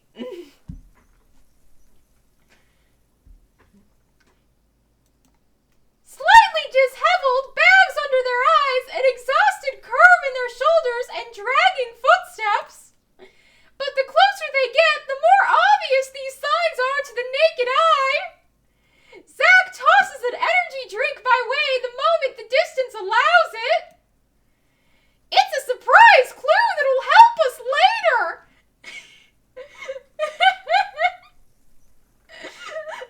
I can't keep it up. It's gonna hurt my... Oh-ho! Isabella hands me the other bag she's holding before sitting herself at the edge of the fountain. Oh-ho! The scent of warm food immediately wafts from the bag when I open it, carried further by a passing breeze. Oh-ho! Whatever sweet sauce they dribbled over this pork wanabe, it smells heavenly. Hell, even the sorry-looking vegetables seem appetizing. Oh-ho!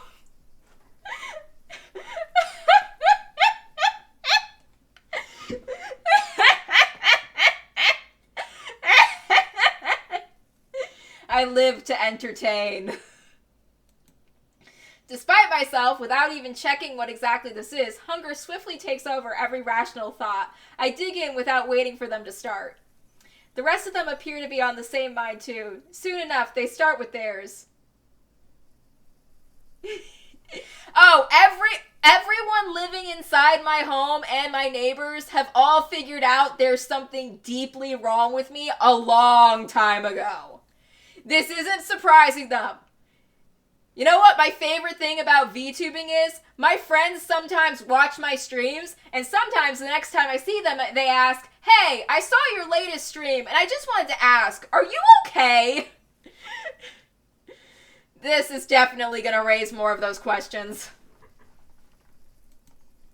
No casual talk will fill our empty stomachs. Exhausted as we all are, food is something we can't forgo. Starvation dulls the thinking, weakens the body.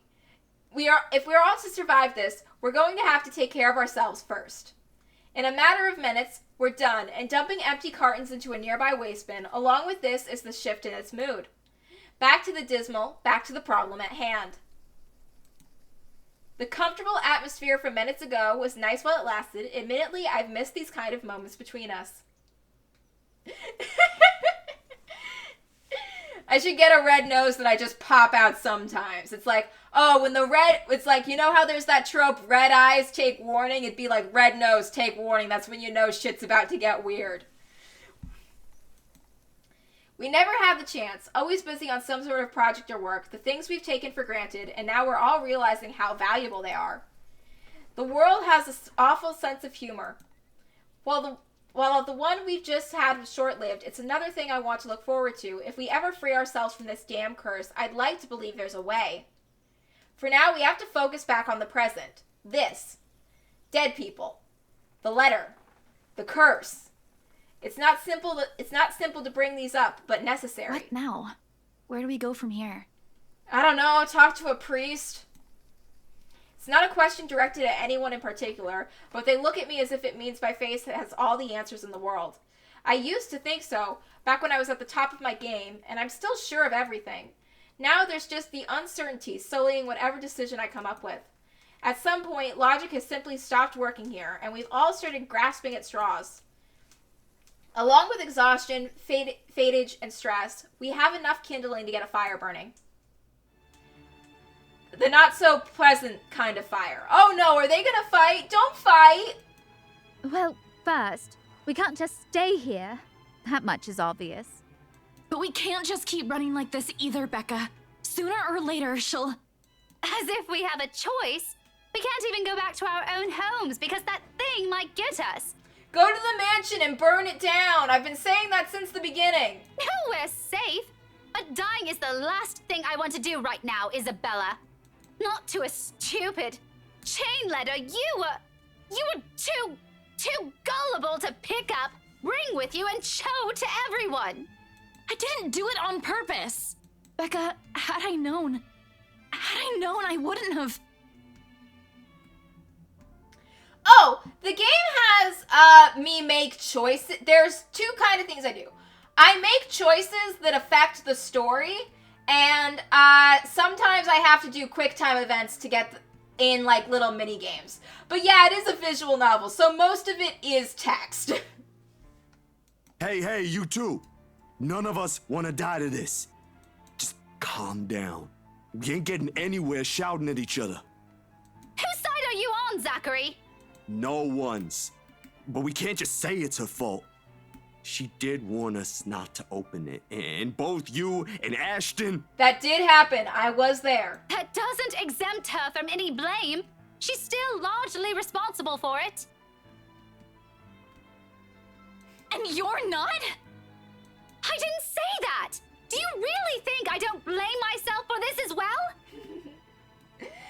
Next game I play, next game I'm gonna play, we're almost towards the end of this. We just have Ashton's chapter and Luke's chapter left. After I finish this, I'm gonna start playing Persona 5 Royal, okay? That'll be easier for everyone with short attention spans, I promise. Also, will give my throat a bit of a break from having to read all the lines of text. I tried to warn all of you. None of you listened. Now you're blaming me for something I kept telling you guys since day one? You're just as responsible for this as I am. Please stop fighting. So now, you're throwing it back at us. We wouldn't even be having this problem if you're... Mom, Dad, are you two getting a divorce? Well, you two cut it out. This ain't the place for I don't know, petty squabbles. Oh great, now Zach's mad. If you don't want to get caught in it, then stay out of this, Zachary. We're all in it. We're all in the paranormal shit right now. Oh no, Zach. Don't stop her. Let her say it. I'm sure she has plenty more to say. If I didn't know any better, she's already. Already what? You want me to say it? Out loud? That I find you in this whole thing? All right, that's enough! Everyone, shut up! They all falter into silence at my words, and an awkward, stifling mood descends between us. Why are you all fighting? Look at your relationship charts! You're all good! I made good choices! I made you guys all be nice to each other! Why are you all being dicks right now? I did not mean to snap at them, to add to that kindling. Not in a moment when at any time, anywhere, she might get to one of us. We're all in the same boat, yet here we are, playing the blame game. Little by little, we're falling apart, caving to pressure, to the bleak situation we're trapped in.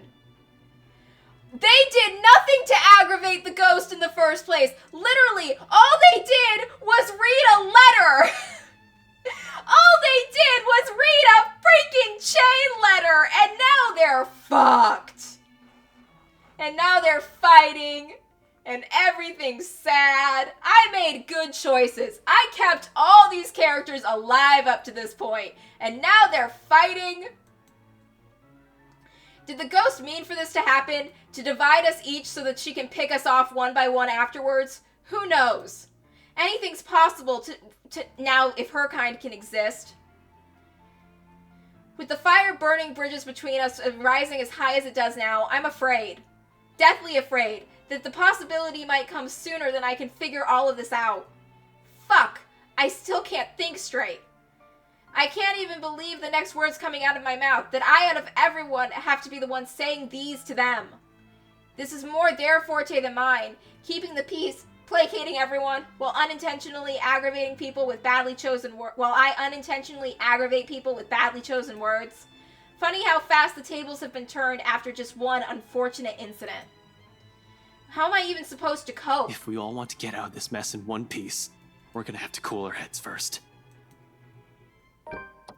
Before my own temper flares, I walk away and slide back into my car.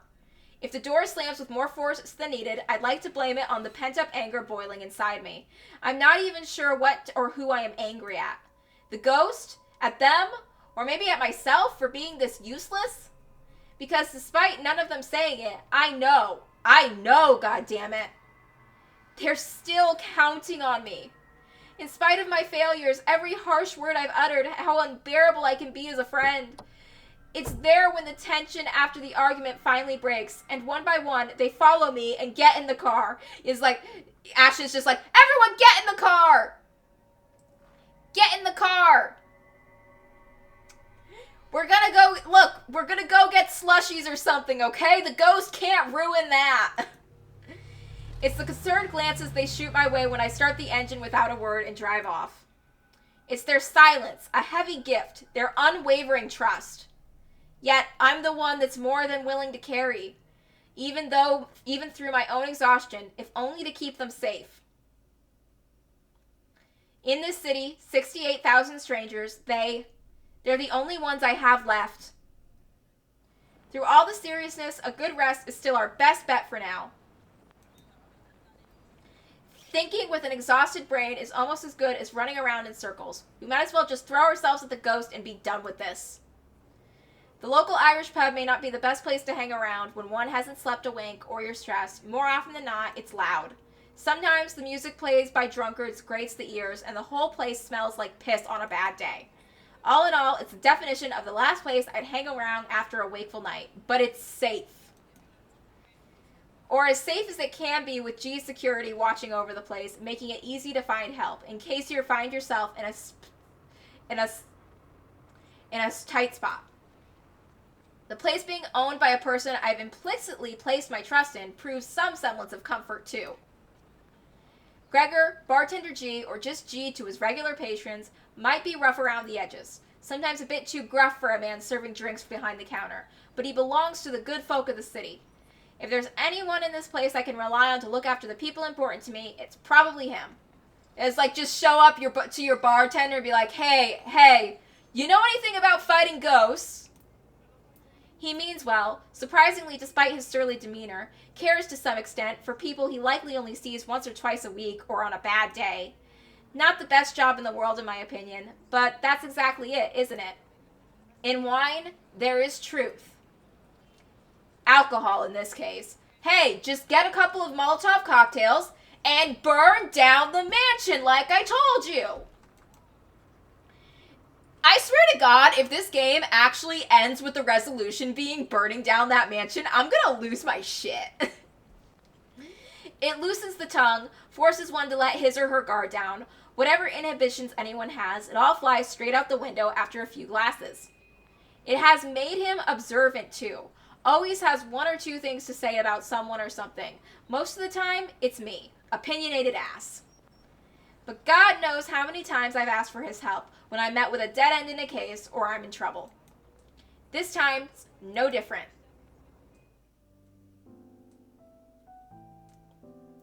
As expected, the moment we show up, he's kind enough to offer us a room at the back of his shop. A single look at my face, I don't even need to say anything, and the next thing we know, he's leading us in. No questions asked. Maybe it's also for this reason that I find myself drifting towards his station hours later after having gotten that much-needed shut-eye. Newly washed drinking glasses and tumblers line the counter's surface when I enter the room. Behind the bar, G is busy wiping each of them clean, likely prepping it for tonight's use. Briefly, he glances up at me. I claim one of the empty stools and grab a rocks glass sitting closest to my elbow.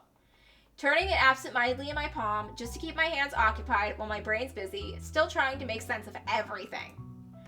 Even at a dead hour, with only a few patrons milling about, this place still smells strongly of liquor. Honestly, I've grown quite fond of it. Regardless of how many times I've made a trip or sat here on the same spot, just talking with the old man. I've never been fond of drinking in the first place. Yet oddly, it's a nasty odor of a brewery that helps clear my mind in times like this. Along with the lack of the establishment's usual hubbub and the occasional clinking of glasses, even more bizarre is that through my own lack of words, G doesn't say anything. Although it's clear from the way his mouth is curved in a tight frown that he has questions, a bucket load of it. He wisely keeps them shut. Instead, he simply focuses back on his work. Rinse, wipe, stash away, repeat, going through the motions with such familiarity that it's almost a trance.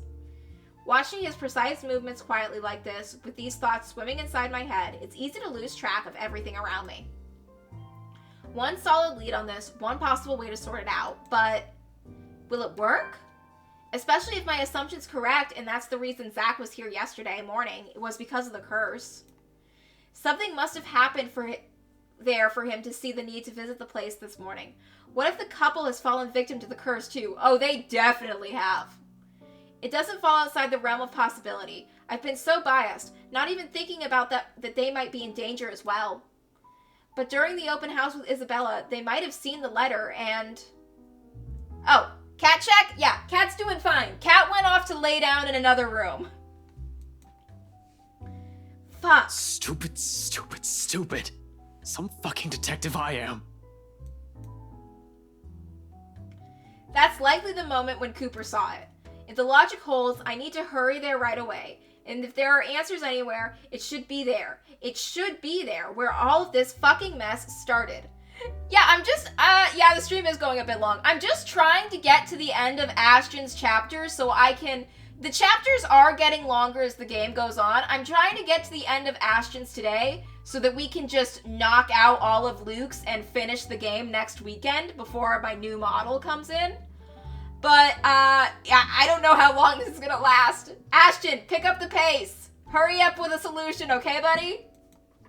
It's not only my life on the line here. There are others. What happened to us? I won't wish on anything else, no matter how much I loathe them, or how complicated this has all suddenly become. The letter, the woman, the mansion, and now there are all of these voices lacing venom inside every crevice in my head, murmurs that jeer, scoff, and deride whenever an opportunity presents itself. Because you did this. Who the fuck is that? It's all your fault. Why won't you believe me? Oh great, the ghost is hearing making voices in our head now. Fan-freaking-tastic. A reminder of what I failed to do and who I failed. At some point, they all begin to blur together, twining and coiling, every horrid image and memory of her seeking to the forefront of my mind. No matter how much I refuse to remember the fear I felt then, to push it as far back as I can, the visions come to me like a deluge. And before I know it, before I can drown, another voice pulls me out of it. You doing good there, boy? His hand is on my shoulders, gripping it tightly and giving me a light shake. There's a relief in his face when I finally look up at him, though his frown appears more distinct than the concern in his eyes. It's deeper now, marred with worry and agitation. Oh yeah, I ordered a new model for my VTuber. It's still being worked on right now, but it should be finished by next month. So my plan is I'm hoping to finish this game before the new model comes in and also take a little bit of a break while I get things ready. And then when the new model comes in, I'm gonna try and have a new schedule too. I'm still working on figuring out what days work best for me, but I am kind of a little upset about the lawnmowers. But I don't know. I like doing it on the weekends. I like being a weekend afternoon streamer. It's fun. I think I might add an extra night though. I think I might pick a weeknight that works for me and start doing a third stream so I could do 3 games at once instead of 2. Well, like right now it's just 1 game because I'm trying really hard to finish this one. I'm trying I'm looking into getting, like, a soundproof foam that will help keep, like, the sounds of the lawnmowers from getting picked up from my mic. I just have to, like, do some measurements and figure out how much I need. He does let go when I offer him a small nod, but the furrow between his eyebrows never leaves his face.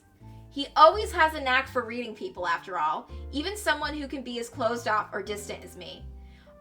In all the time I've spent in the force, there's only one other person who's as keen as this old guy, the chief. Funny and weird to some degree. I pointed it out to him so many times before how much they look alike, only for the observation to be brushed off under a vehement nod.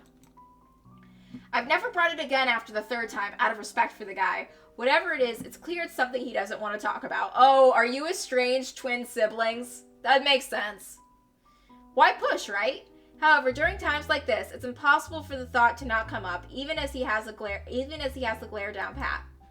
Under his wordless scrutiny, I feel like a damn rookie again. You're looking a bit green. Sure you got plenty of rest back there? You were only out for an hour or two. Wouldn't hurt to try and get some sleep. I'll keep an eye out. No need. Don't worry about me. Ashton, I'm very worried about you. I won't be able to get some sleep anyway. Not with her face still a clear picture in my head. I heard that from you before. Not buying it. What's the story this time? This as bad as that case with the guy who ate his own eyeball? It's worse than that somehow. I wish it were. Jesus, stop reminding me. I hated that case. If I didn't know any better, I'd say you get a kick out of telling people about it. It's useful, you know, for blokes who don't know their limits. Sends them right out the door after I start with a description. Or was it the part when the poor schmuck gouged his eyes out? Nasty, awful, icky stuff, and it gets the job done. Like I said, useful. Don't even need to call security these days if I want to kick someone out. Anyway, pretty sure that pales in comparison to whatever this is now. I haven't seen you this stressed out since they closed that case. The one from 10 years ago with your professor friend. Abigail and her team weren't able to solve that one, G. No one has been able to. It just went cold. Same difference. But what do I know, eh? I just serve drinks, listen to people's problems and their whining, then make sure they get home safe afterwards. Thing is, I'm also not blind, kiddo. Have you seen the ghost? And you can bet your ass I can tell when a person's about to fall apart. Do you know how to fight the ghost? What? Is this some form of therapy from you? Are you going to offer me free drinks now? Really, I can use some right now. Something to numb the senses. But when has that helped anyone? In your dreams, kid. Last time someone gave you the hard stuff, your photographer friend had to haul you out of this place almost half naked. Oh, what the shit, Ashton! Hey, I can handle my liquor when I put my mind to it. Okay, why weren't you putting your mind to it that night then? Did you want to strip naked in the bar? Not from what I've seen, nope. Besides, you usually avoid drinking. Either way, it's out of the equation. And when booze no longer counts, we just talk. So, talk. It's not like anyone within earshot will care. That chap over there only wants his cricket matches. I doubt you believe it, G. I've heard worse stuff. Try me. You know that mansion down at Anslem? Yeah, who doesn't? You live in this town long enough, it's impossible not to hear a thing or two about it. Bloody locals. Well, my friend found a primitive version of a chain letter in there. And now we're all super haunted. Now that we've seen it, we're cursed. A beat passes. For a long moment, G stands there, unmoving. His hand stops short of placing the glass he's been wiping prior back to a rack on his left. All the while, he stares at me with eyes that are nothing short of scrutinizing. He probably assumes I'm joking. Who wouldn't? Not a week ago I've been put in the same position.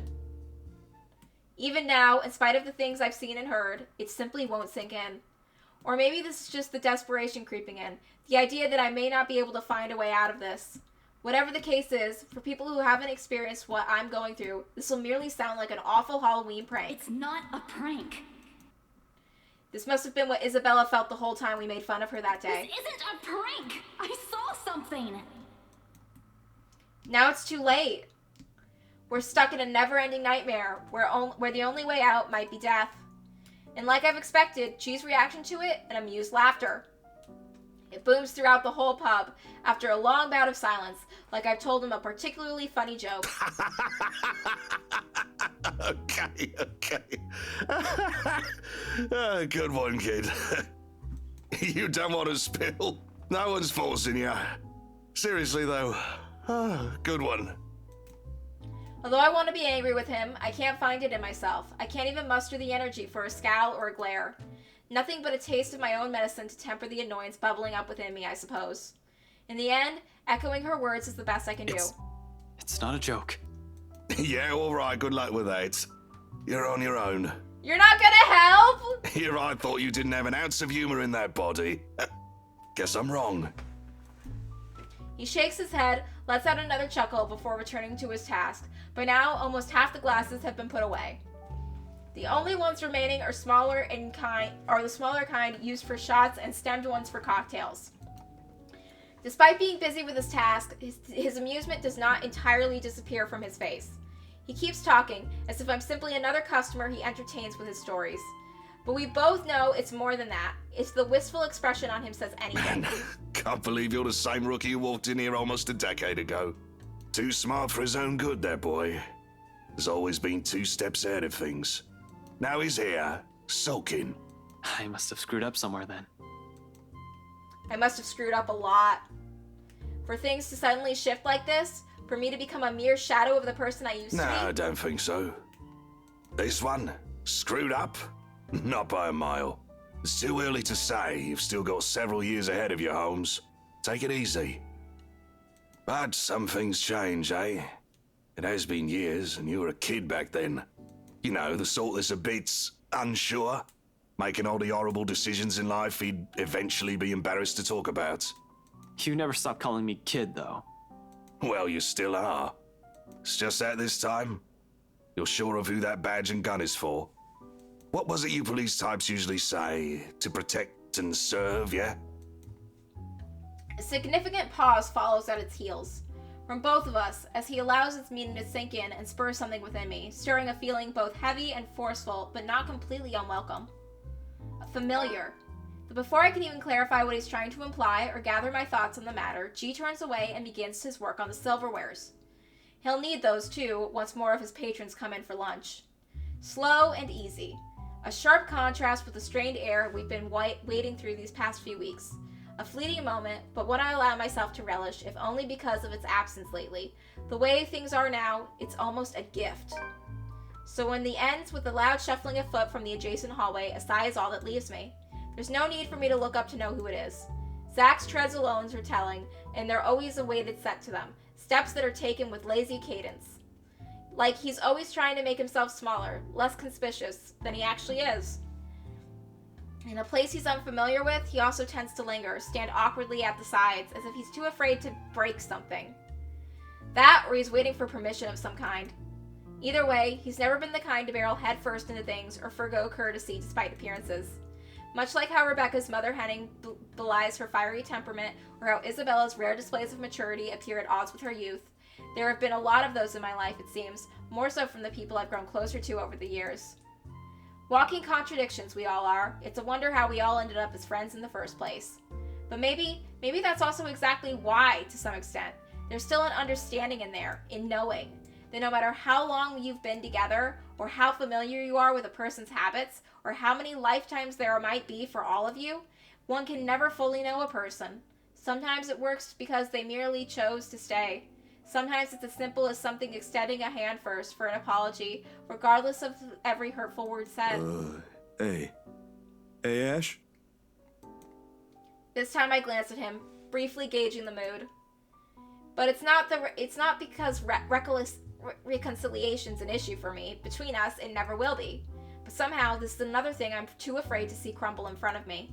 One wrong word, and this is all going to end in another argument. We might as well stop as early as now. There's another long pause from him, during which he can't seem to figure out what to do with his hand. In the end, he chooses to stuff both into his pockets and trains his eyes at the now empty space behind the counter. Without our notice, G has slipped back into the kitchen, leaving only 2 of us and everything awkward in the world at the moment. Still, Zach trudges on, a hopeful tone slipping into his voice simply because it's the only thing he knows to do. Did you, get any sleep? Nope. It's a start at least. A stiff one, but a start. The least I can offer him in return is that rare honesty. For a few hours, yeah. Curt, brusque, not an ounce of friendliness in it. In spite of it, Zach takes it as a sign. Relief washes over him as his shoulders relax and he releases a tense breath. Soon, he's closing the distance between us and flops onto my chair on the right. I think the better question is if the dreams are pleasant. And for the record, no. Yeah, I know what you mean. I get those a lot. He shifts in his seat, coughs, drums his fingers on the counter for a short while, and then falls silent. That's it. No apologies. Somehow, that short exchange is all we need. The air changes again, much like everything we've known lately. Maybe not for the better, not yet. However, it's less suffocating, with less hostility and resentment, the kind where it's easy to pretend, easy to forget. Not that it's a thing that'll happen anytime soon, but one can dream. In a situation where death might come knocking any time, there's these little hopes we cling to, and these little things that we wish will happen again. But I'm not an optimist by nature. Hopeful maybe, but never optimistic, although I want to believe there's a way that we'll live through this nightmare. I'm doing my best to keep you alive. It's funny how it took all of this to spur these kinds of thoughts in me. I can't even remember the last time something like this occurred to me. For some reason, after seeing one harrowing thing after another, I've simply forgotten. Why are you suddenly smiling like that? Huh? Oh, no, I was just thinking about something. Well, it better be something that'll get us out of this mess. You are the brains of this operation. What makes you think I know how to fix this? Until 2 days ago, I didn't even believe a word you guys have been telling me. Zach, I function better when I'm dealing with homicide cases. Hell, feel free to throw in the usual robbery and missing persons case into the mix. I don't care. Give me a few days and I'll give you a lead. I don't think we have a few days. This isn't how I operate. This isn't what I'm good at. For all you know, I might even end up getting us killed. I have no idea what I'm doing. Hey, I have no idea what I'm doing too, but I've managed to keep you guys alive this far. Well, the fact that you're frustrated but still trying already means something, Ash. Besides, you don't make that face unless you already have an idea. It can't be any worse than this. Maybe. What's on your mind, Ash? We need to go to the mansion.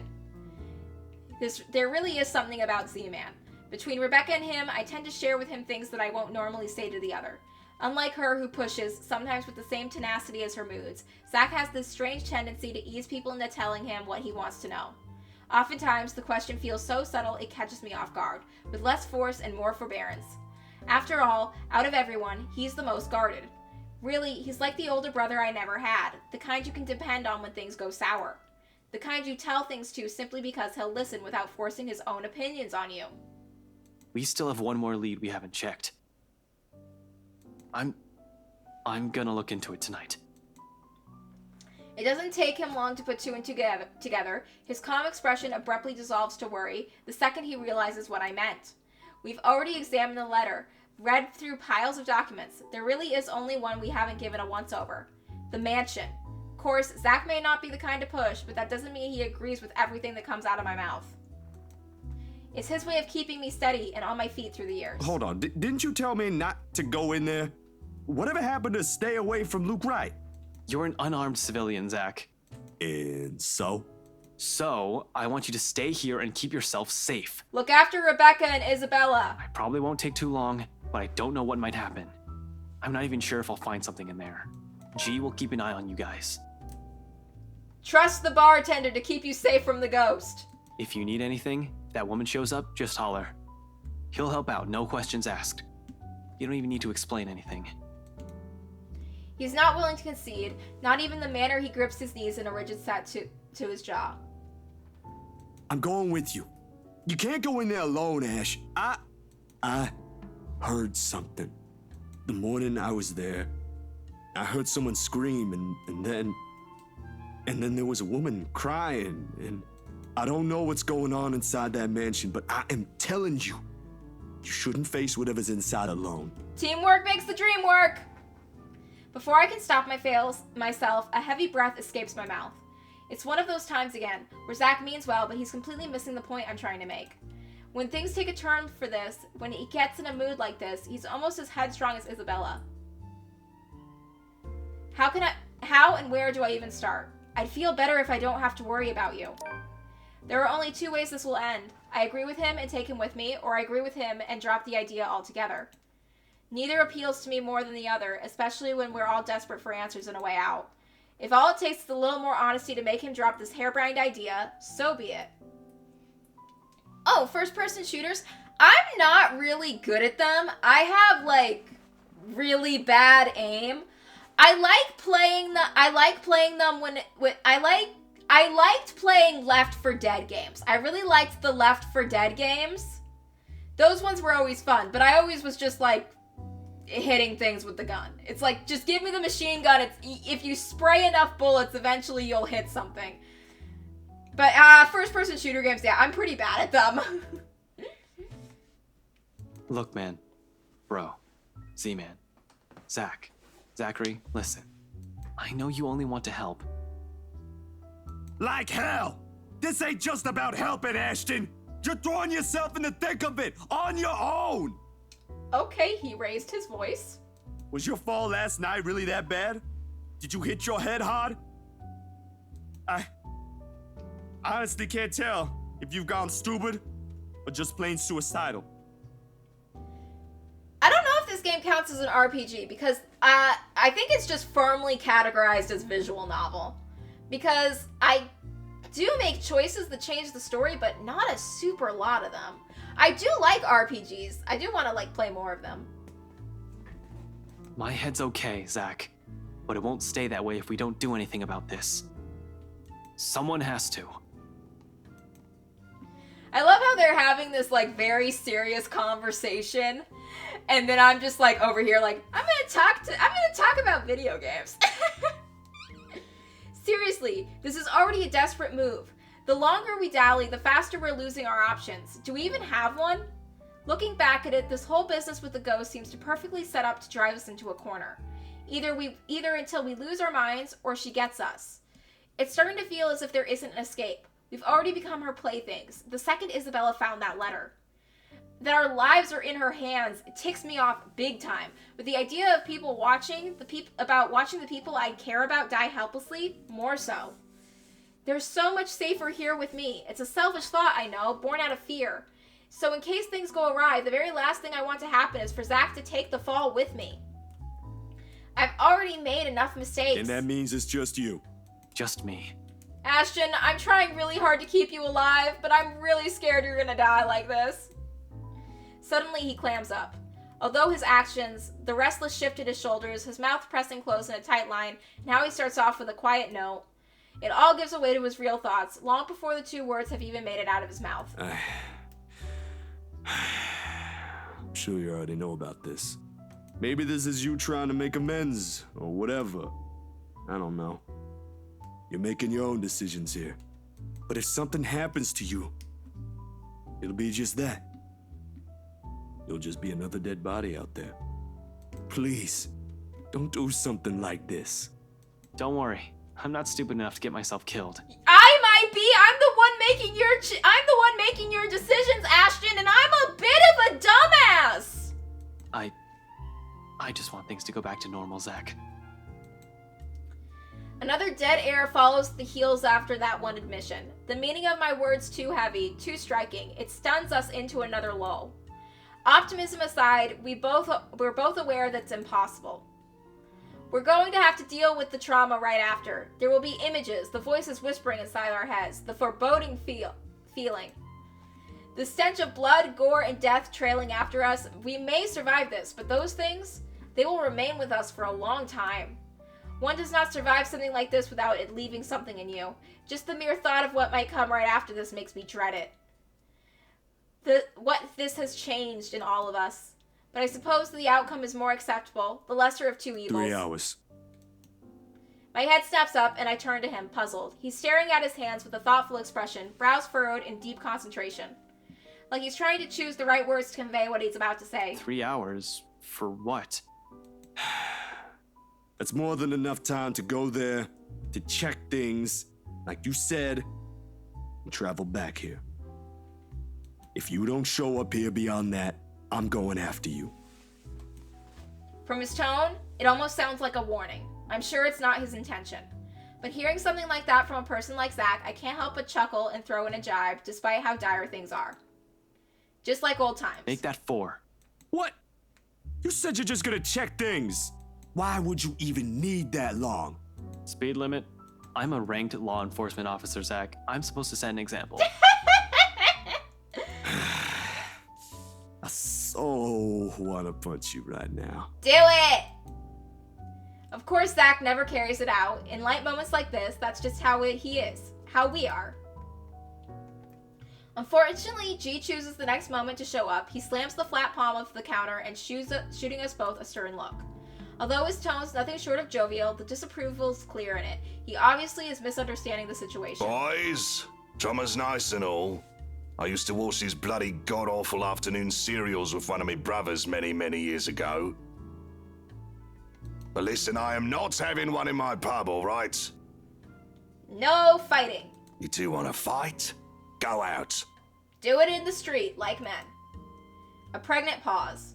Then, without any preamble, Zach and I are both snickering, and G's glower melts into confusion. Then we both show no sign of stopping. He simply shakes his head and turns away. I'd like to think it's better this way. Better that we part on light terms, so Zach won't have to see every little insecurity, every little doubt in my mind right now. He's seen enough. The last thing I want is for him to glimpse into another display of weakness. Not when he still stares at me with the same unnerving confidence in his eyes. When our mirth dies down, before anything can be said further, before I change my mind, I step away from him. A pregnant pause is a pause that was not smart enough to use protection. That's what a pregnant pause is. Giving Zach's shoulder a quick few pats, mumbling a lame excuse about taking another short nap under my breath. Altogether, burying the stray thought that flashes fleetingly in my head. Zach has seen me at my lowest plenty of times. Why does all of it matter now?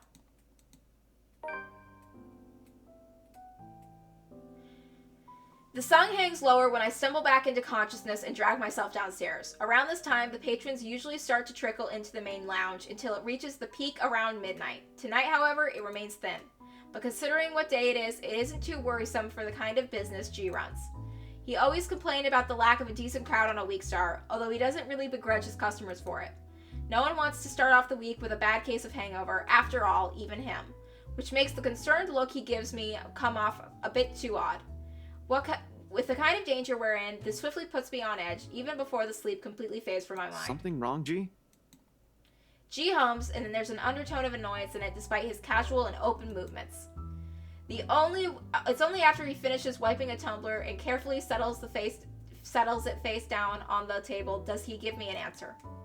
The way he stares back at me honestly makes me squirm. It feels like I'm being stared down by my primary school teacher for sleeping in class again. Nothing much. Monday's still a slow day for this place. But you might want to check on your friends, kid. Looks like one of them woke up on the wrong side of the bed while you were out.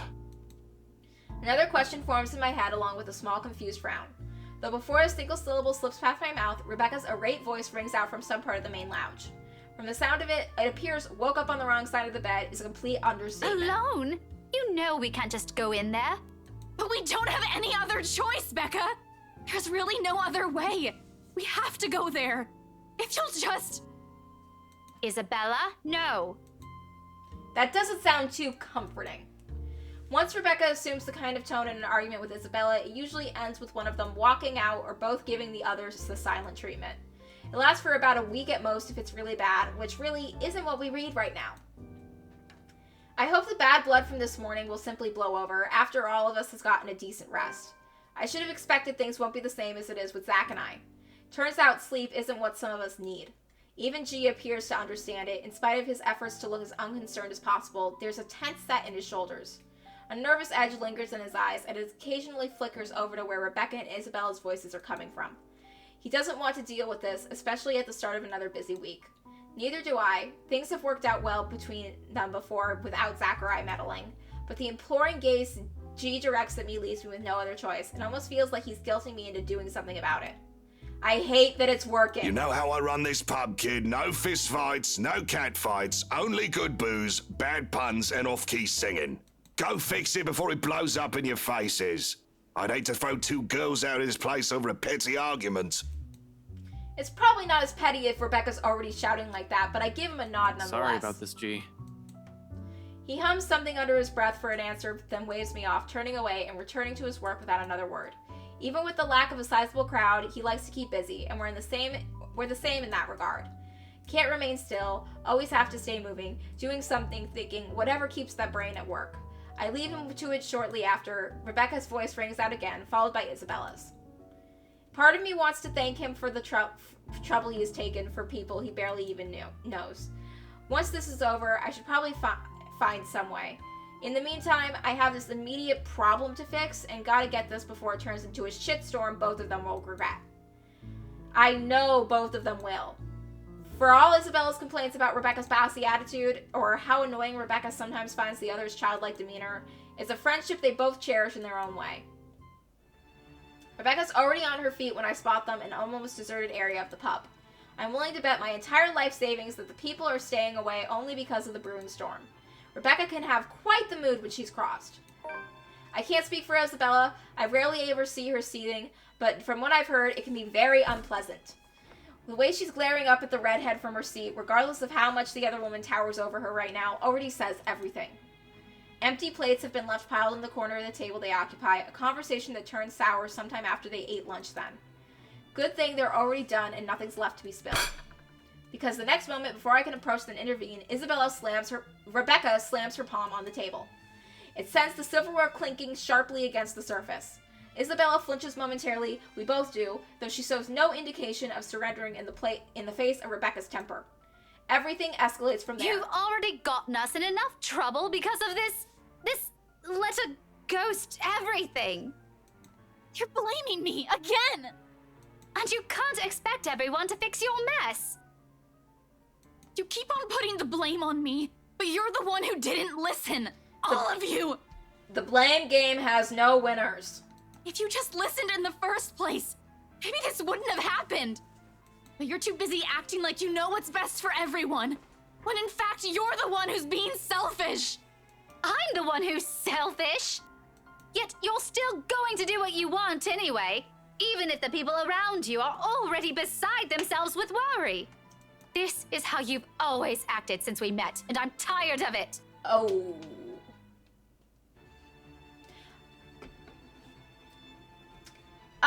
My current model does. I don't really know how to get the legs shown. Let's take a moment away from this tense argument to see if I can figure out how to show the legs on my model.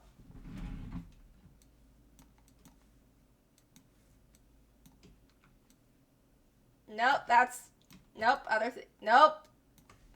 thing.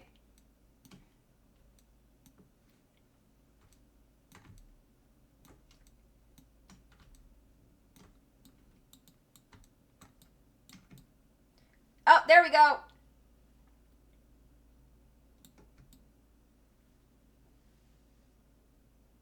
Got it off for a second.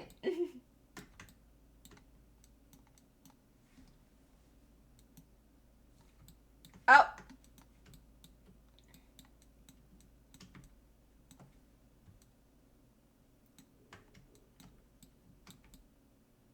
There.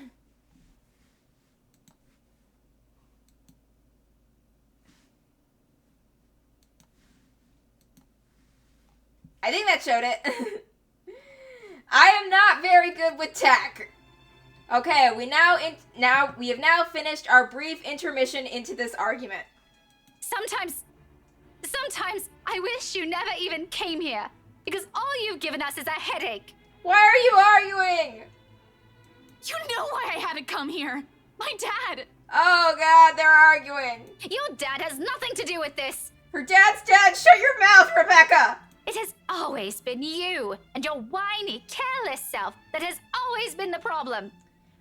Oh, the model's not going to be out next weekend. It shouldn't be ready until next month. I'm just hoping to finish this game this month before the new model wants to come out. Because I want to start showing off the model with a new game from the beginning, rather than like switch it in the middle of a game.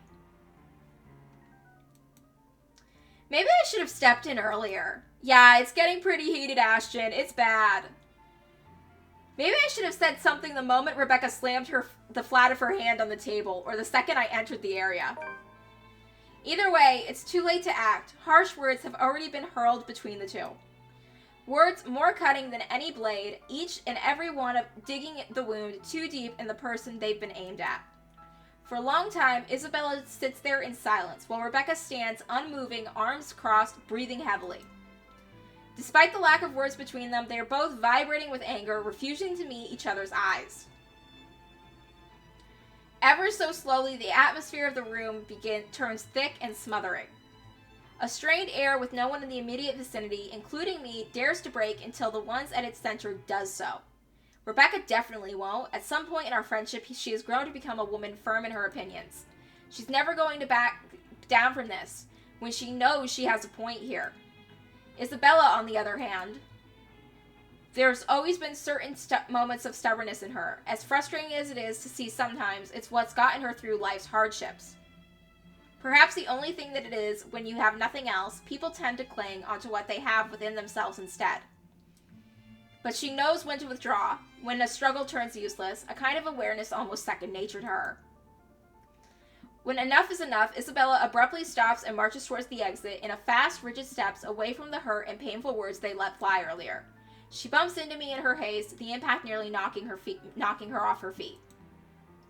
Instincts kick in. At the last moment, I reach out, grabbing her arm in a steadying grip. Surprise flits across her face, an expression mirrored by Rebecca behind her.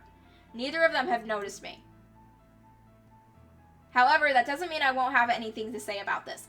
Rebecca's in the wrong here. Look, Rebecca is best girl, and I love her, and I kind of want to marry her, and I kind of want Ashton to end up with Isabella so I can have Rebecca to myself. But right now, sad as it is, Rebecca's wrong to be pinning all of the blame for this on Isabella. You okay? Rather than answer, once her shock subsides, she merely averts her gaze and hastily wipes the tears off her cheek, like she only noticed them in that moment. Then, without another word or even meeting my eyes again, she gently brushes away my hand and runs off, leaving an awkward hush in her wake. Rebecca soon slumps on the chair Isabella had just left, gingerly reaching up to press the bridge of her nose and breathing out with a ragged exhale. Arguments like this have always strained both of their patience and energy, usually more than her rowdy students do, despite being no stranger to it. It's no excuse for her to say those things, though, and my disapproval must be clear enough on my face. When she finally glances back at me, her exhaustion immediately shifts back to annoyance, her mouth curving down to a tight frown. I cross my arms in response, with a reaction verging on instinctive in the face of her irritation. Regardless of my opinions about this, I don't say anything yet, not until she's the one willing to talk. Another minute passes while we stare each other down, but eventually she breathes out again and relaxes her rigid posture. What do you want, Ash? If you have something to say, just tell me, or I'm going back upstairs. Did you really have to say it like that? Well, how do you want me to answer her? Do you want me to just let her go there and do what she wants? I know you won't be too happy if I did that. That's a low blow, Rebecca. Even for you. We all know she wasn't even planning on staying here this long. There was no need to bring it up if all you wanted to do was stop her. Did you even see how she's acting? She's not a child anymore. Even my students can do better. Becca, she'll listen if you'll just ask her properly. I know you mean well and you do have a point, but please be a little more thoughtful next time. Go think about it for a while. By some miracle, the whole discussion ends right there. Rebecca elects to stay silent, or at least it's how it seems when a minute or two passes and she says nothing. A rare occurrence when she almost has something on her mind. Only an uneasy atmosphere hangs in the air when I finally decide to remove myself from the room. She doesn't stop me. Instead, something inexplicable flickers momentarily in her eyes, one that quickly disappears with only a vague notion of it remains in memory. But in that one exchange, I've caught a short, clear glimpse of what has shifted, of what was inevitable. So much has changed throughout the years, we will never be the same person we once were. And if it's for the better, we've yet to know. Well, it looks like these characters could all use a little bit of a break from each other because tensions are running high. And this stream has also run pretty late for today, so I need a bit of a break too. We'll finish out Ashton's chapter next week, start Luke's, hopefully finish it in the weekend, and I'll see you all next time. But for now, show's over.